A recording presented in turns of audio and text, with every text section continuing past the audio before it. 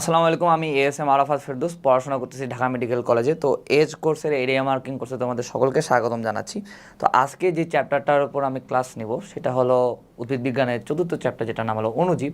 তো এই চ্যাপ্টারটা মেডিকেল ভর্তি পরীক্ষার জন্য one of the most important chapter, কারণ বিগত বছরে প্রতি বছরই এই চ্যাপ্টারটা থেকে 3টা 4টা এমনকি 5টা প্রশ্নও আসছে। আর এই চ্যাপ্টারে 3টা পার্ট আছে, ভাইরাস, ব্যাকটেরিয়া এবং ম্যালেরিয়া পরজীবী। তো এই 3টা পার্টের মধ্যে কিছু এক্সেস তথ্য বা একটু বেশি ইনফরমেশন আছে যেগুলো আসলে লাগে না, সেগুলো আমি দেখাই দেবো যে কোনগুলো লাগবে না আর কোনগুলো লাগবে সেগুলোও দেখাই দেবো। বাট পূর্ণাঙ্গ প্রস্তুতির জন্য আমি যেগুলো পড়াচ্ছি সেগুলো তো পড়বাই, বাট বাকি যেগুলো আছে সেগুলো একবার নিজ দায়িত্বে রিডিং দিয়ে দিবা। তো কোয়েশ্চেন ব্যাংক অ্যানালাইসিস করলে আমরা কী পাই? এই আমি যে বছর মেডিকেল ভর্তি পরীক্ষা দিলাম, অর্থাৎ 23-24 সালে, আমার বেলা এই অধ্যায় থেকে প্রশ্ন আসছিল টোটাল হলো 5টা। বায়োলজিতে টোটাল প্রশ্ন হয় 30টা। তো 30টার মধ্যে 5টা প্রশ্নই আসছে শুধুমাত্র অণুজীব চ্যাপ্টার থেকে, অর্থাৎ 6/1 কোয়েশ্চেন শুধুমাত্র এই চ্যাপ্টারটা থেকে আসছে। তারপর 22-23 সালে, অর্থাৎ আমাদের আগের বছরে, এই চ্যাপ্টার থেকে প্রশ্ন আসছিল টোটাল 3টা। আর 21-22 সালে এই চ্যাপ্টার থেকে প্রশ্ন আসছে 2টা। শুধুমাত্র 20-21 সালে এই একটা বছরই এই চ্যাপ্টার থেকে কোনো প্রশ্ন হয় না কেন জানি। আর 19-20 সালে একটা এবং 18-19 সালেও 2টা। অ্যান্ড আমরা যদি 2010 সাল থেকে এখন পর্যন্ত দেখে থাকি, এই 14 বছরে প্রায় প্রতি বছরই এই চ্যাপ্টার থেকে প্রশ্ন আসছে শুধুমাত্র একটা বছর ছাড়া, অ্যান্ড প্রতিবারই 2টা থেকে 3টা কোয়েশ্চেন হয়। আর তার আগে যদি যাই, ধরো যে 2000 সাল, মানে 2010 থেকে 2000 পর্যন্ত, অথবা 1998-99 পর্যন্ত, তো ওই সময়ও এই চ্যাপ্টারটা ছিল। অ্যান্ড ওই সময় ওই চ্যাপ্টারটা যেহেতু ছিল, সেহেতু এখানেও অনেক প্রশ্ন, বিগত বছরে যদি প্রশ্ন অ্যানালাইসিস করে দেখবে যে অনেক পুরাতন তথ্য আছে যেগুলো নতুন বইয়ে নাই। তার মানে এই চ্যাপ্টারটা থেকে অনেক, মানে যখন নতুন কারিকুলাম হলো, নতুন কারিকুলাম হওয়ার আগেও এই চ্যাপ্টারটা থেকে অনেক প্রশ্ন আসতো। সো এই চ্যাপ্টারটা অনেক ইম্পর্টেন্ট। তো এই চ্যাপ্টারটার প্রায় 3টা অংশ আছে, 3টা অংশই সেম ইম্পর্টেন্ট, বাট ম্যালেরিয়া পরজীবীর একটু তুলনামূলক কম ইম্পর্টেন্ট। কারণ আমরা যদি 5-6 বছর, লাস্ট 5-6 বছরে যদি কোয়েশ্চেন দেখি, তাহলে দেখতে পাবো ম্যালেরিয়া পরজীবী যে সুপ্ত অবস্থা আছে ওখান থেকে প্রশ্ন আসছে। এছাড়া ম্যালেরিয়া পরজীবী থেকে বেশি প্রশ্ন আসে নাই। লাস্ট 6 বছরে ম্যালেরিয়া পরজীবী থেকে প্রশ্ন আসছে 2টা। হ্যাঁ, আর 2টা প্রশ্ন আসছে, আর বাকি ভাইরাস আর ব্যাকটেরিয়া থেকে বেশিরভাগ প্রশ্ন আসছে 6 বছরে। সো ম্যালেরিয়া পরজীবী আমরা ইগনোর করবো না, বাট পড়বো, বাট আমি যেগুলো দেখাই দেবো একটু বেশি গুরুত্ব দিয়ে পড়বা। তো আমরা আর একটু গভীরে যাই, তাহলে দেখবো যে ভাইরাস যেটা আছে, ভাইরাস যে পার্টটা আছে, এই সিঙ্গেল একটা পার্ট থেকেই বিগত বছর প্রশ্ন আসছে 36টা। অর্থাৎ 2001 থেকে ধরো যে 2024 পর্যন্ত এই ভাইরাস পার্টটা থেকে প্রশ্ন আসছিল টোটাল 36টা, ভাবা যায়। তারপর ব্যাকটেরিয়ার গুরুত্ব, এখানে আমি দেখো একটা প্লাস ফির নিচে ফির +7ও দিছে, একটা 7টা কেন দিছি, ব্যাকটেরিয়ার গুরুত্ব একটা পার্ট আছে। ব্যাকটেরিয়ার শুরুতে ব্যাকটেরিয়ার বৈশিষ্ট্য, ব্যাকটেরিয়ার শ্রেণীবিভাগ এসব দেওয়ার পরে লাস্টের দিকে ব্যাকটেরিয়ার গুরুত্ব দিছে। ওই 2 পেজের একটা পড়া থেকে বিগত বছরে প্রশ্ন আসলে টোটাল 10টা, এটা 2001 থেকে 2024 পর্যন্ত সমীক্ষা। আর যে বৈশিষ্ট্য, তারপর শ্রেণীবিভাগ, এখান থেকে প্রশ্ন আসছে হলো ব্যাকটেরিয়া হলো 7টা। আর ম্যালেরিয়া পরজীবী থেকে বিগত 24 বছরের প্রশ্ন আসছে টোটাল 16টা। সো ম্যালেরিয়া পরজীবীটা একটু তুলনামূলক কম ইম্পর্টেন্ট, বাট এখানে সবথেকে ইম্পর্টেন্ট তাহলে কি, এটা হলো ভাইরাসের বৈশিষ্ট্য, ভাইরাস ঘটিত রোগ, ভাইরাসের উপকারিতা যা যা আছে, এগুলো সবই মোস্ট ইম্পর্টেন্ট এই চ্যাপ্টারে। তো চ্যাপ্টারটা শুরু করি। তো চ্যাপ্টারের শুরুতে ভাইরাস নিয়ে লিখছে। ভাইরাসের ক্ষেত্রে এই পুরা পেজটার মধ্যে আমরা কী পড়বো, আমরা পড়বো হলো এটা সংজ্ঞাটা। এই সংজ্ঞাটা কেন পড়তে বলতেছি, এই সংজ্ঞাটা পড়লে না ভাইরাসের অনেকগুলো বৈশিষ্ট্য তোমার আয়ত্তে চলে আসবে, মুখস্থ হয়ে যাবে। সেটা হলো কি, এক হলো ভাইরাস হলো নিউক্লিক অ্যাসিড আর প্রোটিন দিয়ে গঠিত, এ বাদে আর ওদের কিছু থাকে না, শুধুমাত্র নিউক্লিক অ্যাসিড, প্রোটিন। আবার ভাইরাস হলো অকোষীয়, সাথে অতি আনুবীক্ষণিক আর বাধ্যতামূলক পরজীবী। অর্থাৎ এটা হলো বাধ্যতামূলক পরজীবী, জাস্ট পরজীবী না, বাধ্যতামূলক পরজীবী। আর এরা হলো কি, জীবদেহের অভ্যন্তরে সক্রিয় হয়ে রোগ সৃষ্টি করে, কিন্তু জীবদেহের বাইরে এরা নিষ্ক্রিয় থাকে। আর এই যে যেখানে বললাম যে এখানে যা দেওয়া ছিল, এখানে যে ভাইরাসে শুধু নিউক্লিক অ্যাসিড ও প্রোটিন নিয়ে গঠিত, এখানে অন্য কোনো কোষাঙ্গাণু থাকে না। এরপর আসি, এখন আবিষ্কারের নিয়ে গোটা একটা দেখবে যে গোটা একটা পেজ আছে বইয়ে, মানে এখানেও গোটা একটা পেজ। তো এইখানে হলো সাল আছে, অনেকগুলা বিজ্ঞানীর নাম আছে, ওরা কোন দেশে থাকছে, কবে আবিষ্কার করছে, এইসব আসলে লাগবে না, সবগুলা বিজ্ঞানীর নাম লাগে না। বায়োলজিতে বিজ্ঞানীর নাম খুব কম আসে, বলতে গেলে তুমি দেখবা লাস্ট 5-6 বছরের কোয়েশ্চেন, বা লাস্ট 10 বছরও যদি কোয়েশ্চেন দেখো, বায়োলজি থেকে বিজ্ঞানীর নাম আসে না, বিজ্ঞানীর নাম আসে ফিজিক্স থেকে। ফিজিক্সে বেশ কিছু ফেমাস বিজ্ঞানী আছে, ওদের বেশ কিছু এমসিকিউ আসে, বাট এইখানে বায়োলজির বিজ্ঞানীর নাম অত গুরুত্বপূর্ণ, বাট তাও আমরা এখান থেকে কয়েকটা বেশি গুরুত্বপূর্ণ বিজ্ঞানীর নাম খেয়াল রাখবো। কী কী বিজ্ঞানীর নাম? যে দিমিত্রি যে আইভানোভস্কি আছে, এই ব্যক্তি হলো ভাইরাসের আবিষ্কারক হিসেবে চিহ্নিত করা হয়, অর্থাৎ ভাইরাসের আবিষ্কারককে দিমিত্রি আইভানোভস্কি। আর হলো ভাইরাস, প্রথম আবিষ্কৃত ভাইরাস কি? প্রথম আবিষ্কৃত ভাইরাস হলো টিএমভি বা টোবাকো মোজাইক ভাইরাস। আর দুইটা ভাইরাসের আবিষ্কারকের নাম খেয়াল রাখতে হবে। এক হলো এইচআইভি ভাইরাস, যেটা আছে হিউম্যান ইমিউনোডেফিসিয়েন্সি ভাইরাস, ওইটার আবিষ্কারক হলো গ্যালো। আর হেপাটাইটিস সি যেটা আছে, এটার আবিষ্কারক হলো হার্ভিজে অ্যাল্টার। এ বাদে আর বাকি যা আছে এখান থেকে পড়তে হবে না, মানে এই প্যারাটা আসলে অতটা ইম্পর্টেন্ট না, তোমরা চাইলে একবার রিডিং দিতে পারো, বাট এই তিনটা পড়াই, এই তিনটা আবিষ্কারকের নাম পড়াই মোর দেন এনাফ। তুমি দেখবা যে পরীক্ষা যদি কোচিংয়ে পরীক্ষা দাও, এই তিনটা আবিষ্কারকের বাইরে নাম আসবে না।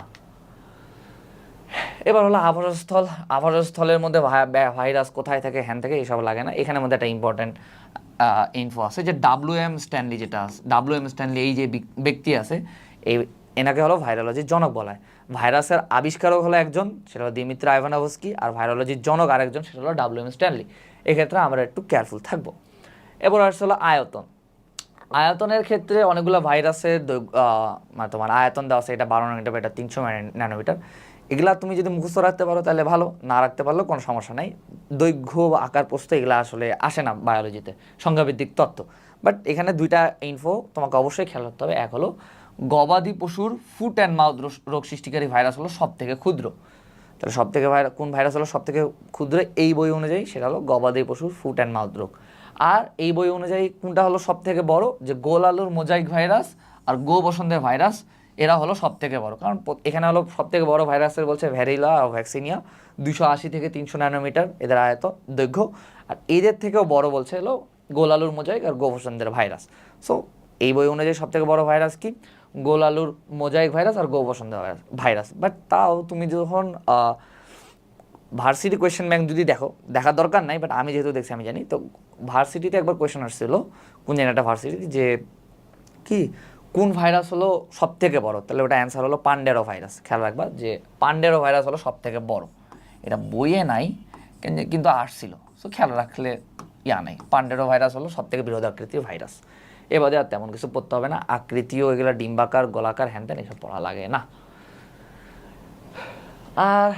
আর একটা হলো উক্তি খেয়াল রাখতে হবে, যে উফ এই ব্যক্তি বলছে হলো ভাইরাসই, আর এছাড়া এখান থেকে তেমন কিছু পড়তে হবে না।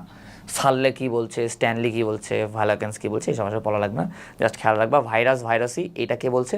এটা বলছেন হলো উফ। তারপর আসছে বৈশিষ্ট্য, সব বৈশিষ্ট্যই ইম্পর্টেন্ট, এখানেরও বৈশিষ্ট্য ইম্পর্টেন্ট। ভাইরাসের জড় রাসায়নিক বৈশিষ্ট্য সব পড়তে হবে, ভাইরাসের জীবীয় বৈশিষ্ট্য সব মুখস্থ রাখতে হবে।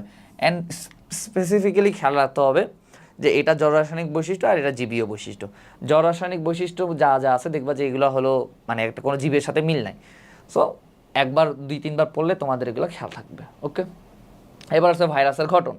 ভাইরাসের গঠনের মধ্যে যা আছে এগুলাও আসলে সব পড়তে হবে, বাট এখান থেকে প্রশ্ন হয়তো কম আসছে, বাট তাও আমরা হলো ভাইরাসের ভৌত গঠনের মধ্যে যা আছে সব পড়বো, সবগুলাই বলতে গেলে এমসিকিউ আসার মতো। তবে এখানে কয়েকটা বেশি ইম্পর্টেন্ট জিনিস আছে, যেমন দেখো যে ক্যাপসিডটা কি? প্রথমে তো মাঝখানে থাকে নিউক্লিয়াস, আর তার পাশে থেকে প্রোটিনের আবরণ, এই প্রোটিনের আবরণকে বলা ক্যাপসিড। তো এই প্রোটিন অণু সজ্জিত হয়ে কি গঠন করে? দণ্ডাকৃতির হেলিক্স, আর হলো গোলাকৃতির পলিহেড্রন। আকার আকৃতি সহ এটার আকৃতি খেয়াল রাখতে হবে, যে হেলিক্সটা কি দণ্ডাকৃতির আর পলিহেড্রনটা কি গোলাকৃতি। আর কি খেয়াল রাখতে হবে? আর খেয়াল রাখতে হবে যে ক্যাপসিডের যে সাব ইউনিট আছে অর্থাৎ যেগুলো সাহায্যে ক্যাপসিড গঠিত, এই সাব ইউনিটগুলোকে বলা হয় হলো ক্যাপসোমিয়া। তারপরে এনভেলপ, ভাইরাসের রাসায়নিক গঠন, এইসব আসলে একবার তোমাদেরকে নিজ দায়িত্বে পড়ে নিতে হবে। এবার আসলে নিউক্লিক অ্যাসিডের মধ্যে ভাইরাসে হয় ডিএনএ থাকবে না হয় আরএনএ থাকবে, দুইটা একসাথে থাকবে না, এটা এখানে বলা আছে। আর এখানে একটা জিনিস বলা আছে যে সাধারণত অধিকাংশ উদ্ভিদ ভাইরাস হলো আরএনএ আর অধিকাংশ প্রাণী ভাইরাস হলো ডিএনএ ভাইরাস। আর এখানে ব্যতিক্রম একটা জিনিস দেওয়া আছে যেটা পরে লাগবে তোমরা বইয়ে, আমি যখন হলো ডিএনএ ভাইরাস এবং আরএনএ ভাইরাস যে প্যারাটা আছে ওই প্যারাটার মধ্যে না উদাহরণের মধ্যে এটা দেওয়া নেই, বাট তোমরা ওগুলো লিখে নেবা। ডিএনএ ভাইরাসের উদাহরণের মধ্যে যে এখানে দেওয়া আছে ফুলকপির মোজাইক ভাইরাস হলো ডিএনএ ভাইরাস। ওকে, সো এটা হলো পিছনের পেজে যেখানে হলো প্যারাটা আছে ডিএনএ ভাইরাস এবং আরএনএ ভাইরাসের প্যারা, ওখানে হলো তোমরা লিখে নিবা। তারপর হলো ক্যাপসিড ও প্রোটিন আবরণ। ক্যাপসিড বা প্রোটিন আবরণের মধ্যে খুবই ইম্পর্টেন্ট দুইটা ইনফো আছে যেগুলো খেয়াল রাখতে হবে, বাকিগুলো তোমরা পড়ে নিবা, যেহেতু আমি বলছি গঠন পড়বা সব কিছু। এক হলো কি যে ক্যাপসিড হলো সাধারণত জৈবিক দিক দিয়ে নিষেক্রিয়। তাহলে কোনটা নিষেক্রিয়? ক্যাপসিড। আর কি এই ক্যাপসিড হলো তোমার পোষকদহে সংক্রমণে সাহায্য করে। আচ্ছা, তারপরে আসলে হলো বহিস্থ আবরণ। বহিস্থ আবরণ হলো লিপিড বা লিপোপ্রোটিনের স্তরের, এই যে বহিস্থ আবরণ বলতে কি, এক হলো বাইরে তো প্রোটিন আবরণ থাকে, এই বাইরে প্রোটিন আবরণ ব্যতীত ভাইরাসে কিছু কিছু ভাইরাসে লিপিড বা লিপোপ্রোটিনের স্তর থাকে, আর এই লিপিড বা লিপোপ্রোটিনের স্তর বিশিষ্ট ভাইরাসকে বলা হয় লিপোভাইরাস। খুবই খুবই ইম্পর্টেন্ট কয়টা উদাহরণ যে কোনগুলা লিপোভাইরাস, এই যে এখানে দেওয়া আছে। এটা বলতে গেলে ইনফিনিটি স্টার, এগুলো কি influenza virus, herpes virus, HIV আর হলো করোনা ভাইরাস, এরা হলো লিপোভাইরাস। অর্থাৎ এদের তোমার প্রোটিন স্তরের বাইরে আর একটা হলো স্তর থাকে। সো এগুলো আমরা উদাহরণগুলো সব থেকে ইম্পর্টেন্ট, এই উদাহরণগুলো খেয়াল রাখবো। তারপর আসলে ভাইরাসের এনজাইম, কোন কোন ভাইরাসের কী কী এনজাইম থাকে, যেমন ব্যাকটেরিওফাজাল লাইসোজাইম, এইচআইভি রিভার্স ট্রান্সক্রিপ্টেজ। এখানে ভাইরাসের ভাইরাসের তিনটা এনজাইমের নাম লেখা আছে। সো এগুলো আমরা পড়ে নিব। এবার আসলে আকৃতি অনুযায়ী, এখন আকৃতি অনুযায়ী এখানে হলো ভাইরাসের শ্রেণীবিভাগ, গঠন বৈশিষ্ট্য ইয়ার ভিত্তিতে শ্রেণীবিভাগ করছে। বাট সবথেকে মজার কথা কি, ভাইরাসের আকৃতি, কোন ভাইরাস কি আকৃতি, এগুলো আমরা খেয়াল রাখবো, এটা ইম্পর্টেন্ট। এখান থেকে প্রশ্ন আসতে পারে, বিগত বছরে না এখান থেকে প্রশ্ন আসে নাই, মানে স্যাডলি এখান থেকে প্রশ্ন আসে নাই। বাট তাই বলে পড়বো না, এখানে এটা অবশ্যই আমরা মুখস্থ করব। সো আকৃতিগুলো তোমার যদি খেয়াল না রাখলে, খেয়াল রাখতেই হবে, অবশ্যই খেয়াল রাখতে হবে, বাট ততটা ইম্পর্টেন্ট না, তা আমরা পড়ে নিব নিজ দায়িত্ব আকৃতি অনুযায়ী যেটা। এবার আসলে নিউক্লিক অ্যাসিডের অনুযায়ী, এইটা হলো ইনফিনিটি স্টার ইম্পর্টেন্ট। এখানে জাস্ট এই যে একটা ছোট্ট একটা প্যারা থেকে কতবার যে প্রশ্ন আসছে মেডিকেল ভর্তি, তুমি যদি কোশ্চেন ব্যাংক খুলে দেখো, বারবার প্রশ্ন হবে নিচের কোনটি ডিএনএ ভাইরাস নয়, বা নিচের কোনটি ডিএনএ ভাইরাস, নিচের কোনটি আরএনএ ভাইরাস নয়, বা নিচের কোনটি আরএনএ ভাইরাস। অর্থাৎ ডিএনএ ভাইরাস এবং আরএনএ ভাইরাসের উদাহরণগুলো যে কত ইম্পর্টেন্ট, এগুলো যে কতবার আসছে, মানে তা বলে শেষ করা যাবে না, এতবার আসছে। তোমরা জাস্ট কোশ্চেন ব্যাংকটা খুলে দেখবা। সো ডিএনএ ভাইরাসের যতগুলো উদাহরণ আছে সবগুলা, ইভেন ব্যতিক্রমগুলো, আমরা জানি যে ডিএনএ সূত্রক দ্বিসূত্রক, কিন্তু এই যে পার্ভোভিরিডে গোত্রের 5X174 আর M13 কলিফাস, এদের ডিএনএ হলো এক সূত্র। আবার আরএনএর ক্ষেত্রেও তোমার রিও ভাইরাস আর ধানের বামন রোগের ভাইরাস, এদের দুইটার আরএনএ হলো দ্বিসূত্র। অর্থাৎ যতগুলো উদাহরণ আছে, যে নিচের কোনটি ডিএনএ ভাইরাস, নিচের কোনটি আরএনএ ভাইরাস, যতগুলো উদাহরণ আছে সবগুলো খুব ভালোভাবে মুখস্থ রাখবা। অ্যান্ড আমি না এক্ষেত্রে একটা চালাকি করছিলাম। তুমি দেখো ডিএনএ ভাইরাসের উদাহরণ সংখ্যা কিন্তু কম, হ্যাঁ, আর আরএনএ ভাইরাসের কিন্তু উদাহরণ সংখ্যা অনেক বেশি। আমি জাস্ট ডিএনএ ভাইরাসের উদাহরণগুলো খেয়াল রাখছিলাম, আরএনএ ভাইরাসের উদাহরণগুলো ডিএনএ ভাইরাসের উদাহরণগুলো খেয়াল রাখছিলাম, আরএনএ ভাইরাসেরও উদাহরণগুলো খেয়াল রাখছিলাম। বাট মোস্ট ইম্পর্টেন্টলি আমি ডিএনএ ভাইরাসের উদাহরণগুলো খেয়াল রাখছিলাম, মানে আমাকে বলার সাথে সাথে ঠোঁটের আগায় ছিল, সাথে সাথে বলে দিতে পারতাম। তাহলে কী হইতো জানো, তাইলে হলো ধরো যে মানে এক্সিকিউশন মেথডে আমি হলো এমসিকিউ কারেক্ট করতে পারতাম। ধরো যে প্রশ্ন করলো কি নিচের কোনটি ডিএনএ ভাইরাস, তাহলে একবারে পাইলাম। অথবা বললাম যে নিচের কোনটি ডিএনএ ভাইরাস নয়, এখানে তাও পারা যাবে, কারণ আমার ডিএনএ ভাইরাসের নামগুলো মুখস্থ আছে। অথবা বললো নিচের কোনটি আরএনএ ভাইরাস, এটাও পারা যাবে, যে যেহেতু বাকি সবগুলো ডিএনএ ভাইরাসের নাম দিবে। আর নিচের কোনটি আরএনএ ভাইরাস নয়, ওখানেও আমি পারবো, কারণ ওখানে আমার ডিএনএ ভাইরাস মুখস্থ আছে। সো ডিএনএ ভাইরাসের যেহেতু এগুলো উদাহরণ কম, তা আমি তোমাদের সাজেস্ট করবো ডিএনএ ভাইরাসের নামগুলো একদম ঝরঝরা ঠোঁটের আগায় রাখবো, কারণ এটা হলো এখান থেকে বিগত বছরে বেশ অনেকবার প্রশ্ন আসছে। আচ্ছা, আর একটা জিনিস বলে রাখি, তোমাদের মনে হতে পারে যে ভাইয়া শুধু এই উদাহরণগুলোর মধ্যে থেকেই দিবে। সব থেকে মজার কথা হলো কি, যারা ডাক্তার আছে এদের জ্ঞানের সীমা অনেক, এরা অনেক ভাইরাসের নাম জানে, কোনটা ডিএনএ ভাইরাস কোনটা আরএনএ ভাইরাস, এটাও ওদের খেয়াল আছে। বাট এরা না কখনো বইয়ের বাইরে থেকে কোনো কোশ্চেন করে না, বইয়ের বাইরে থেকে কোনো অপশনও বানায় না। সো যদি তোমাকে বলে নিচের এই প্যারাটা থেকে প্রশ্ন করে, এই প্যারাটার উদাহরণ থেকে যদি প্রশ্ন করে, এখানে যতগুলো উদাহরণ আছে অন্যান্য বইয়ে ওই সেম উদাহরণই আছে, এক্সট্রা উদাহরণ খুব বেশি নাই, এখান থেকেই দিয়ে দিবে। সো এইগুলোর বাইরে থেকে প্রশ্ন করবে না, সো টেনশনের কিছু নেই। সো আমরা নিউক্লিক অ্যাসিডের ধরনে যে অর্থাৎ কোনটা ডিএনএ ভাইরাস এবং আরএনএ ভাইরাস, এটা হলো সব থেকে বেশি গুরুত্ব দিয়ে পড়বো। এখন পর্যন্ত যা পড়ছি তার মধ্যে সব থেকে ইম্পর্টেন্ট অংশ হলো এই ছোট্ট একটু অংশ। ভাবা যায় যে এই ছোট্ট একটা অংশ থেকে কতবার প্রশ্ন আসছে। এবার হলো তোমার আগেই পড়ছি বহিস্থ আবরণ অনুযায়ী, যে একটা হলো ইনফ্লুয়েঞ্জা ভাইরাস, হারপিস আর এইচআইভি। আমরা না আগে এইচআইভি হারপিস দুইটাই পড়ছি, যে এদের বহিস্থ আবরণে যুক্ত এরা হলো লিপো ভাইরাস। এর আগের পেজে যে লাইনটা পড়ালাম না, যেগুলো লিপো ভাইরাস, ওখানে এক্সট্রা করে ইনফ্লুয়েঞ্জা ভাইরাসটা লিখে রাখবা, এটা কিন্তু ওই সামনের পেজের লাইনটাতে নাই। আচ্ছা, এবার পোষক দেহ অনুসারী, এগুলো সোজা পোষক দেহ অনুসারে যেটা বিভাজন আছে, এটার মধ্যে ব্যাকটেরিওফাজ ভাইরাস আর সায়ানোফাইজগুলো হলো একটু ভালোভাবে খেয়াল রাখতে হবে। প্রাণী ভাইরাস কোনগুলো, উদ্ভিদ ভাইরাস কোনগুলো, নাম শুনলেই বোঝা যায়। তো ব্যাকটেরিওফাজ কোনগুলো, T2, T4, T6, এরা হলো ব্যাকটেরিওফাজ। আর সায়ানোফাজ কি, যেগুলো হলো সায়ানো ব্যাকটেরিয়া বা নীলাভ সবুজ শৈবালের উপর হলো তোমার ধ্বংস করে, ওগুলো হলো তোমার হলো সায়ানোফাজ ব্যাকটেরিয়া। আর ওগুলো উদাহরণ কি, LPP1 আর LPP2, এই দুইটা খেয়াল রাখতে হবে যে T2 T4 টিফিস এগুলো হলো ব্যাকটেরিওফাজ, আর সায়ানোফাজ হলো LPP1 আর LPP2। আর খুবই ইম্পর্টেন্ট একটা ইনফো, যেখানে পরীক্ষা দাও এটা তুমি পাবাই, সেটা হলো এইচআইভি হলো একটা রেট্রোভাইরাস। রেট্রোভাইরাসের উদাহরণ আমাদের বইয়ে বায়োলজি ফার্স্ট পেপার বইয়ে একটাই দেওয়া আছে, সেটা হলো এইচআইভি। নিচের কোনটি রেট্রোভাইরাস, এই প্রশ্ন যদি না পাও আমার নাম পাল্টাই দিও কোচিংয়ের পরীক্ষায়। তো এইচআইভি হলো একটা রেট্রোভাইরাস, এটা হলো খুবই ইম্পর্টেন্ট একটা ইনফো। আর এটা কেন রেট্রোভাইরাস, কারণ এখানে ভাইরাল আরএনএ থেকে ডিএনএ তৈরি হয়। তারপর অন্যান্য ধরনের মধ্যে কিছু সংজ্ঞা দেওয়া আছে, এই সংজ্ঞাগুলো সব পড়তে হবে। যেমন ব্যাকটেরিয়া আক্রমণকারী ভাইরাসকে ফ্যাগাইন বলে, উদ্ভিদ আক্রমণকারী ভাইরাসকে ফাইটোফ্যাগাইন, প্রাণীকে আক্রমণকারী ভাইরাসকে জুফ্যাগাইন বলে। সো অন্যান্য ধরনের যতগুলো সংজ্ঞা আছে এই সংজ্ঞাগুলো আমরা পড়ে নিব। এরপরে আসি, এরপর ডিএনএ ভাইরাস এবং আরএনএ ভাইরাসের মধ্যে পার্থক্য, এই পার্থক্যের চার্টটা খুব ভালোভাবে পড়ে নিবা। আচ্ছা, আর আমি না এখানে হলো প্যাচ লাগে কোনটাই জানো, এই আকৃতিটাতে। বাকি সবগুলাই সোজা, যেমন উদাহরণগুলো সোজা, এনভেলপও সোজা, এগুলা পারা যায়, বাট এই আকৃতিটাতে না প্যাচ খায়। আমি মনে রাখছিলাম কি অধিকাংশ, আমরা একটু আগে পড়েছিলাম যে অধিকাংশ উদ্ভিদ ভাইরাস হলো আরএনএ ভাইরাস, তাই না? আমি খেয়াল রাখছিলাম যে উদ্ভিদ যেগুলো হয়, যেগুলো হলো উদ্ভিদ, এরা হয় হলো দণ্ডাকার, আশপাশে আম গাছ জাম গাছ এরা যা আছে এরা দণ্ডাকার। আর একটা কি মটরশুঁটি গাছ যেগুলো আছে এরা আবার সূত্রাকার হয়, কিছু কিছু দেখবে যেমন লতা জাতীয় গাছ আছে এরা আবার সূত্রাকার হয়। সো আরএনএ ভাইরাস দণ্ডাকার বা সূত্রাকার, আর অন্যান্য যা যা আকার আছে সবগুলো হলো ডিএনএ ভাইরাস। আমি এখান থেকে জাস্ট এটা খেয়াল রাখছিলাম। আচ্ছা, আর বাকিগুলো পড়ে ফেলবা। এবার আসলে ভাইরাসের পরজীবিতার মধ্যে হেভি মানে হাবিজাবি কথা দিয়ে লিখছে, গল্প বুঝাইছে, হ্যান ত্যান এক্সট্রা অনেক তথ্য আছে, এগুলো একবার রিডিং দিবা জ্ঞান বাড়ানোর জন্য। বাট এখান থেকে এমসিকিউ আসার মতন কী কী আছে, এক হলো কোন ভাইরাস কোথায় আক্রমণ করে।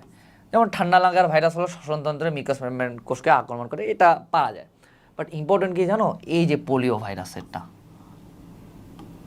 আরে কই গেল, হ্যাঁ এখান থেকে এই পর্যন্ত পোলিও তুমি ঠান্ডা লাগার ভাইরাস বা যেটা কোল্ড ভাইরাস আছে এটাও পারবা। আবার চিকেন পক্স ভাইরাস ছোটোবেলায় সবারই হয়েছে, এটা ত্বক কোষকে আক্রমণ করে, এটা পারবা। বাট এই যে পোলিও ভাইরাস আছে না, এটার সাথে আমরা খুব একটা মানে পরিচিত না। তো পোলিও ভাইরাস কোথায় কোথায় আক্রমণ করে এটা খেয়াল রাখতে হবে, যে ঊর্ধ্বতন শ্বাসনালী, অন্ত্রের আবরণ কোষ আর কখনো স্নায়ুকোষ, এই তিনটা জায়গায় হলো তোমার পোলিও ভাইরাস হলো আক্রমণ করতে পারে। আর কি খেয়াল রাখতে হবে, যে আগেই পড়ছি যে ভাইরাসের প্রোটিন আবরণ বা ক্যাপসিড যেটা আছে এটা হলো পোষক কোষের সাথে সংযুক্তিতে সাহায্য করে। সো এই ভাইরাসের প্রোটিন আবরণ নির্ণয় করে তার আক্রমণের সুনির্দিষ্টতা। আর বাকি যা যা আছে একবার রিডিং দিয়ে দিবা, তেমন ইম্পর্টেন্ট কিছু নাই। এবার আসলে emerging virus very very important. এর আগে আমরা পড়ছি হলো লিপো ভাইরাসের উদাহরণগুলো যেমন ইম্পর্টেন্ট, ওই সেম ইম্পর্টেন্ট হলো ইমার্জিং ভাইরাসের উদাহরণ। এখানে জাস্ট উদাহরণগুলো খেয়াল রাখতে হবে। আর এখানে ইমার্জিং ভাইরাস বলতে কি বোঝায়, পোষক দেহের হলো পরিবর্তন ঘটায়, বানর থেকে মানুষে আসে যেগুলা, অথবা অন্যান্য কোনো প্রাণী থেকে মানুষের দেহে যেগুলো সংক্রমণ ঘটায় ওগুলো হলো এইচআইভি, ওগুলাই হলো তোমার ইমার্জিং ভাইরাস। তো ইমার্জিং ভাইরাসের উদাহরণ কী কী দেওয়া আছে, এইচআইভি, সার্স, নাইল আর ইবোলা। তো এইচআইভি, সার্স, নাইল, ইবোলা আর হলো নোভেল করোনা, এই পাঁচটা ভাইরাসের নাম খুব ভালোভাবে খেয়াল রাখতে হবে যে এরা কি, এরা হলো ইমার্জিং ভাইরাস। আচ্ছা, তারপর হলো ভিরিয়ন। এই প্যারাটার মধ্যে ভিরিয়নের মধ্যে কী কী খেয়াল রাখবো, সংক্রমণ ক্ষমতা সম্পূর্ণ ভাইরাসকে বলা হয় হলো তোমার ভিরিয়ন, আর সংক্রমণ ক্ষমতাবিহীন ভাইরাসকে বলা হয় হলো নিউক্লিওক্যাপসিড। এইখানে সামনে আরও পাবো সাব ভাইরাল তত্ত্বতে বেশ কিছু সংজ্ঞা আছে, ভিরিয়নের সংজ্ঞাও লাগে, নিউক্লিওক্যাপসিডের সংজ্ঞাও লাগে, ভিরিয়য়েডস অর্থাৎ সাব ভাইরাল তত্ত্বে যতগুলো আছে এগুলো সবগুলো সংজ্ঞা আমাদের খেয়াল রাখতে হবে কোনটাকে কী বলে। আর এখানে সংখ্যাভিত্তিক যেগুলো তথ্য আমি দাগাই দিছি এগুলো পড়া ইনাফ। বাকি যদি তোমার মনে আমি খুব ভালো ছাত্র সব পারতে চাই তাহলে তুমি সংখ্যাভিত্তিক তথ্য পড়তে পারো, বাট পরীক্ষায় আসবে না। যেমন এখানে 2000 হতে 2130টি ক্যাপসিমার থেকে এইসব আসলে পড়া লাগবে না। এবার আসলে সাব ভাইরাল তত্ত্ব। সাব ভাইরাল তত্ত্বর ক্ষেত্রে প্রথমে বলে রাখি, এটা মানে খুব ফেমাস এমসিকিউ কি জানো, যেটা ভার্সিটি কোয়েশ্চেন ব্যাংকের, সেটা হলো নিজের কোনটি সাব ভাইরাল তত্ত্বের অন্তর্ভুক্ত নয়। সাব ভাইরাল তত্ত্বের অন্তর্ভুক্ত হলো কী কী, এক হলো ভিরয়েডস, তারপর হলো প্রিয়ন্স আর হলো স্যাটেলাইট। খুব সহজে একটা এমসিকিউ বানা যায় না যে সাব ভাইরাল তত্ত্বের অংশ নয় কোনটি, ভিরয়েড, তারপর হলো প্রিয়ন, স্যাটেলাইট, এই তিনটা নাম দিল আর লাস্টে একটা বানা দিল হলো ভিরিয়ন। তাহলে অ্যান্সার কি, ভিরিয়ন। সো সাব ভাইরাল সত্তার যেগুলা হলো তোমার মেইন পয়েন্টগুলো আছে যে কী কী এর অন্তর্ভুক্ত, এগুলো আমরা খেয়াল রাখবো। এবার আসলে ভিরয়েডসের ক্ষেত্রে এই যে এখানে সাব ভাইরাল সত্তা যা যা আছে, এখানে আবিষ্কারকের নাম লাগে না, সাল লাগে না, কয়টা করে কী আছে এইসব লাগে না। আমাদের কি জানতে হবে, এক হলো সংজ্ঞা জানতে হবে, দুই কি জানতে হবে, দুই জানতে হবে রোগের নাম, এ বাদে আর কিচ্ছু জানতে হবে না। তো ভিরয়েডস আসি। ভিরয়েডস হলো কি, সংক্রামক আরএনএ, কি সংক্রামক আরএনএ। আর কি এটা একটা অন্যতম বৈশিষ্ট্য কি, এটা হলো ক্ষুদ্রতম ভাইরাস থেকে বহুগুণে ক্ষুদ্র। আর একটা গুরুত্বপূর্ণ বৈশিষ্ট্য যে এটা কেবলমাত্র উদ্ভিদের রোগ সৃষ্টি করতে পারে, আর কি হয়, হেপাটাইটিস ভি হয় আর ক্যাডাঙ্গর হয়। এখানে আমি একটা জিনিস বলি, ভিরয়েডস বানানের ড আছে না বা ডি আছে না, দেখো এর দ্বারা যে দুইটা রোগ সৃষ্টি হয়, দুইটা নামের মধ্যে হলো ড আছে, এক হলো হেপাটাইটিস ডি আর একটা হলো ক্যাডাং। হেপাটাইটিস ডি যদিও মানুষের রোগ, বাট এখানে বলছে আবার ভিরয়েডস হলো শুধুমাত্র উদ্ভিদে আক্রমণ করতে পারে, বাট তাও কেন যে দিছে আমি জানি না, মুখস্থ করবা, বুঝার দরকার নেই অত, আছে মানে মুখস্থ করতে হবে। তারপর আসলে প্রিয়ন্স।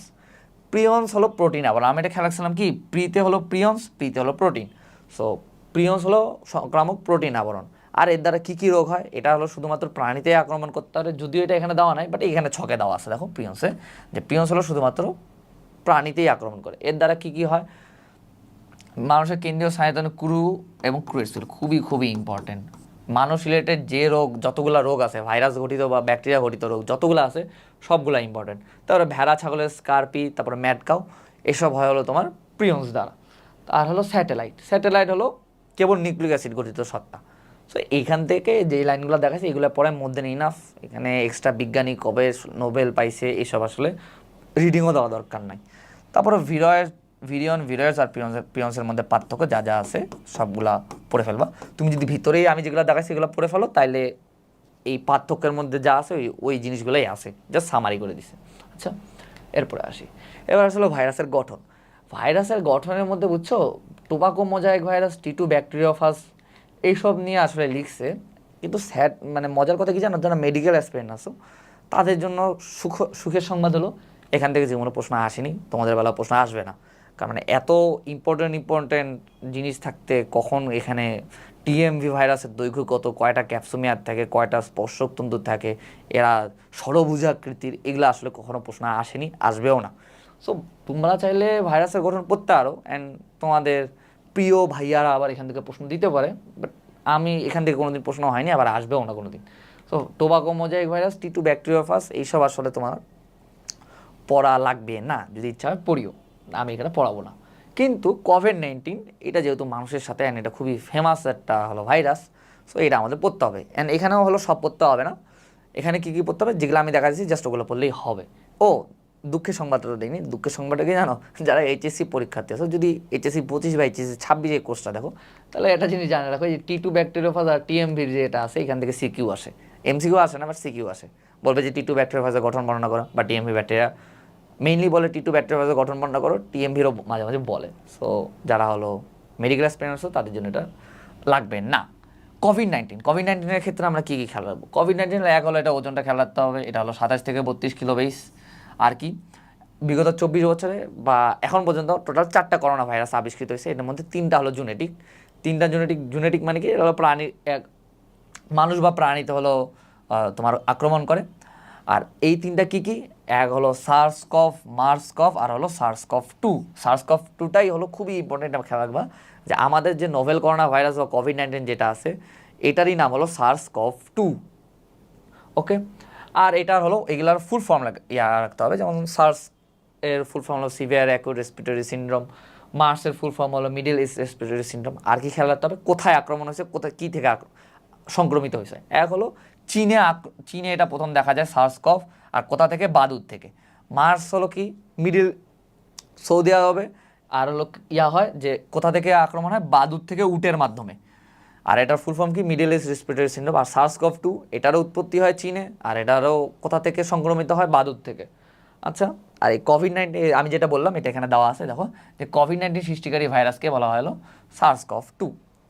এখন এখানে অনেকগুলা দেখবা সামনের দিকে, বাংলাদেশে এতজন মরছে, সারা বিশ্বে এতজন মরছে, সারা বিশ্বে এতজন আক্রান্ত হয়েছিল, এত সালে এই হয়েছিল, হ্যান ত্যান, আসলে এগুলা পড়া লাগে না। আক্রান্ত রোগীর সংখ্যা কি বাড়ে না, পাল্টায় না, আর এটা কি এক্স্যাক্ট অ্যাকুরেট না, এগুলা কখনোই আসেনি, আসবেও না। সো সংখ্যা ভিত্তিক তথ্য খেয়াল রাখতে হবে না, কবে কী হয়েছে না হয়েছে এইসব খেয়াল রাখতে হবে না। বাট জেনারেল নলেজের জন্য এই প্যারাটা থেকে জাস্ট একটা লাইন পড়তে হবে, এটা আমি দেখা দিচ্ছি, সেটা হলো দেখো, মানে জিকের জন্য, নট বায়োলজি, যদি আসে জিকেতে আসবে। এক হলো 11 মার্চ 2020 তারিখে হু হলো এটাকে বৈশ্বিক মহামারী হিসেবে ঘোষণা করে, বা প্যান্ডেমিক হিসেবে ঘোষণা করে। কত সালে, কবে, 11 মার্চ 2020। সো এই তারিখটা খেয়াল রাখবা। এবার হলো এন্ডেমিক, অ্যাপিডেমিক আর প্যান্ডেমিকের হলো সংজ্ঞা দিছে আর উদাহরণ দিছে। এন্ডেমিক, অ্যাপিডেমিক আর প্যান্ডেমিক এগুলোর মধ্যে না তোমরা সংজ্ঞাটা মুখস্থ রাখবা, বাট মোস্ট ইম্পর্টেন্টলি সংজ্ঞাটা কয়েকবার পড়লে মুখস্থ হয়ে যাবে।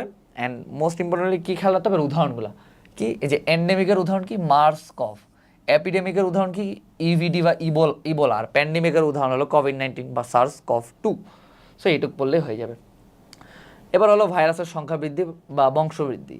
এখানে হলো দুইটা, এক আছে লাইটিক চক্র, আর এগুলা লাইটিক চক্র আর লাইসোডিন চক্র। এখান থেকে কী কী পড়তে হবে বলে থাকি, এক লাইটিক চক্র লাইসোডিন চক্রের অপর নাম পড়তে হবে, আর কি পড়তে হবে যে কোন ব্যাকটেরিয়া দেখা যায়।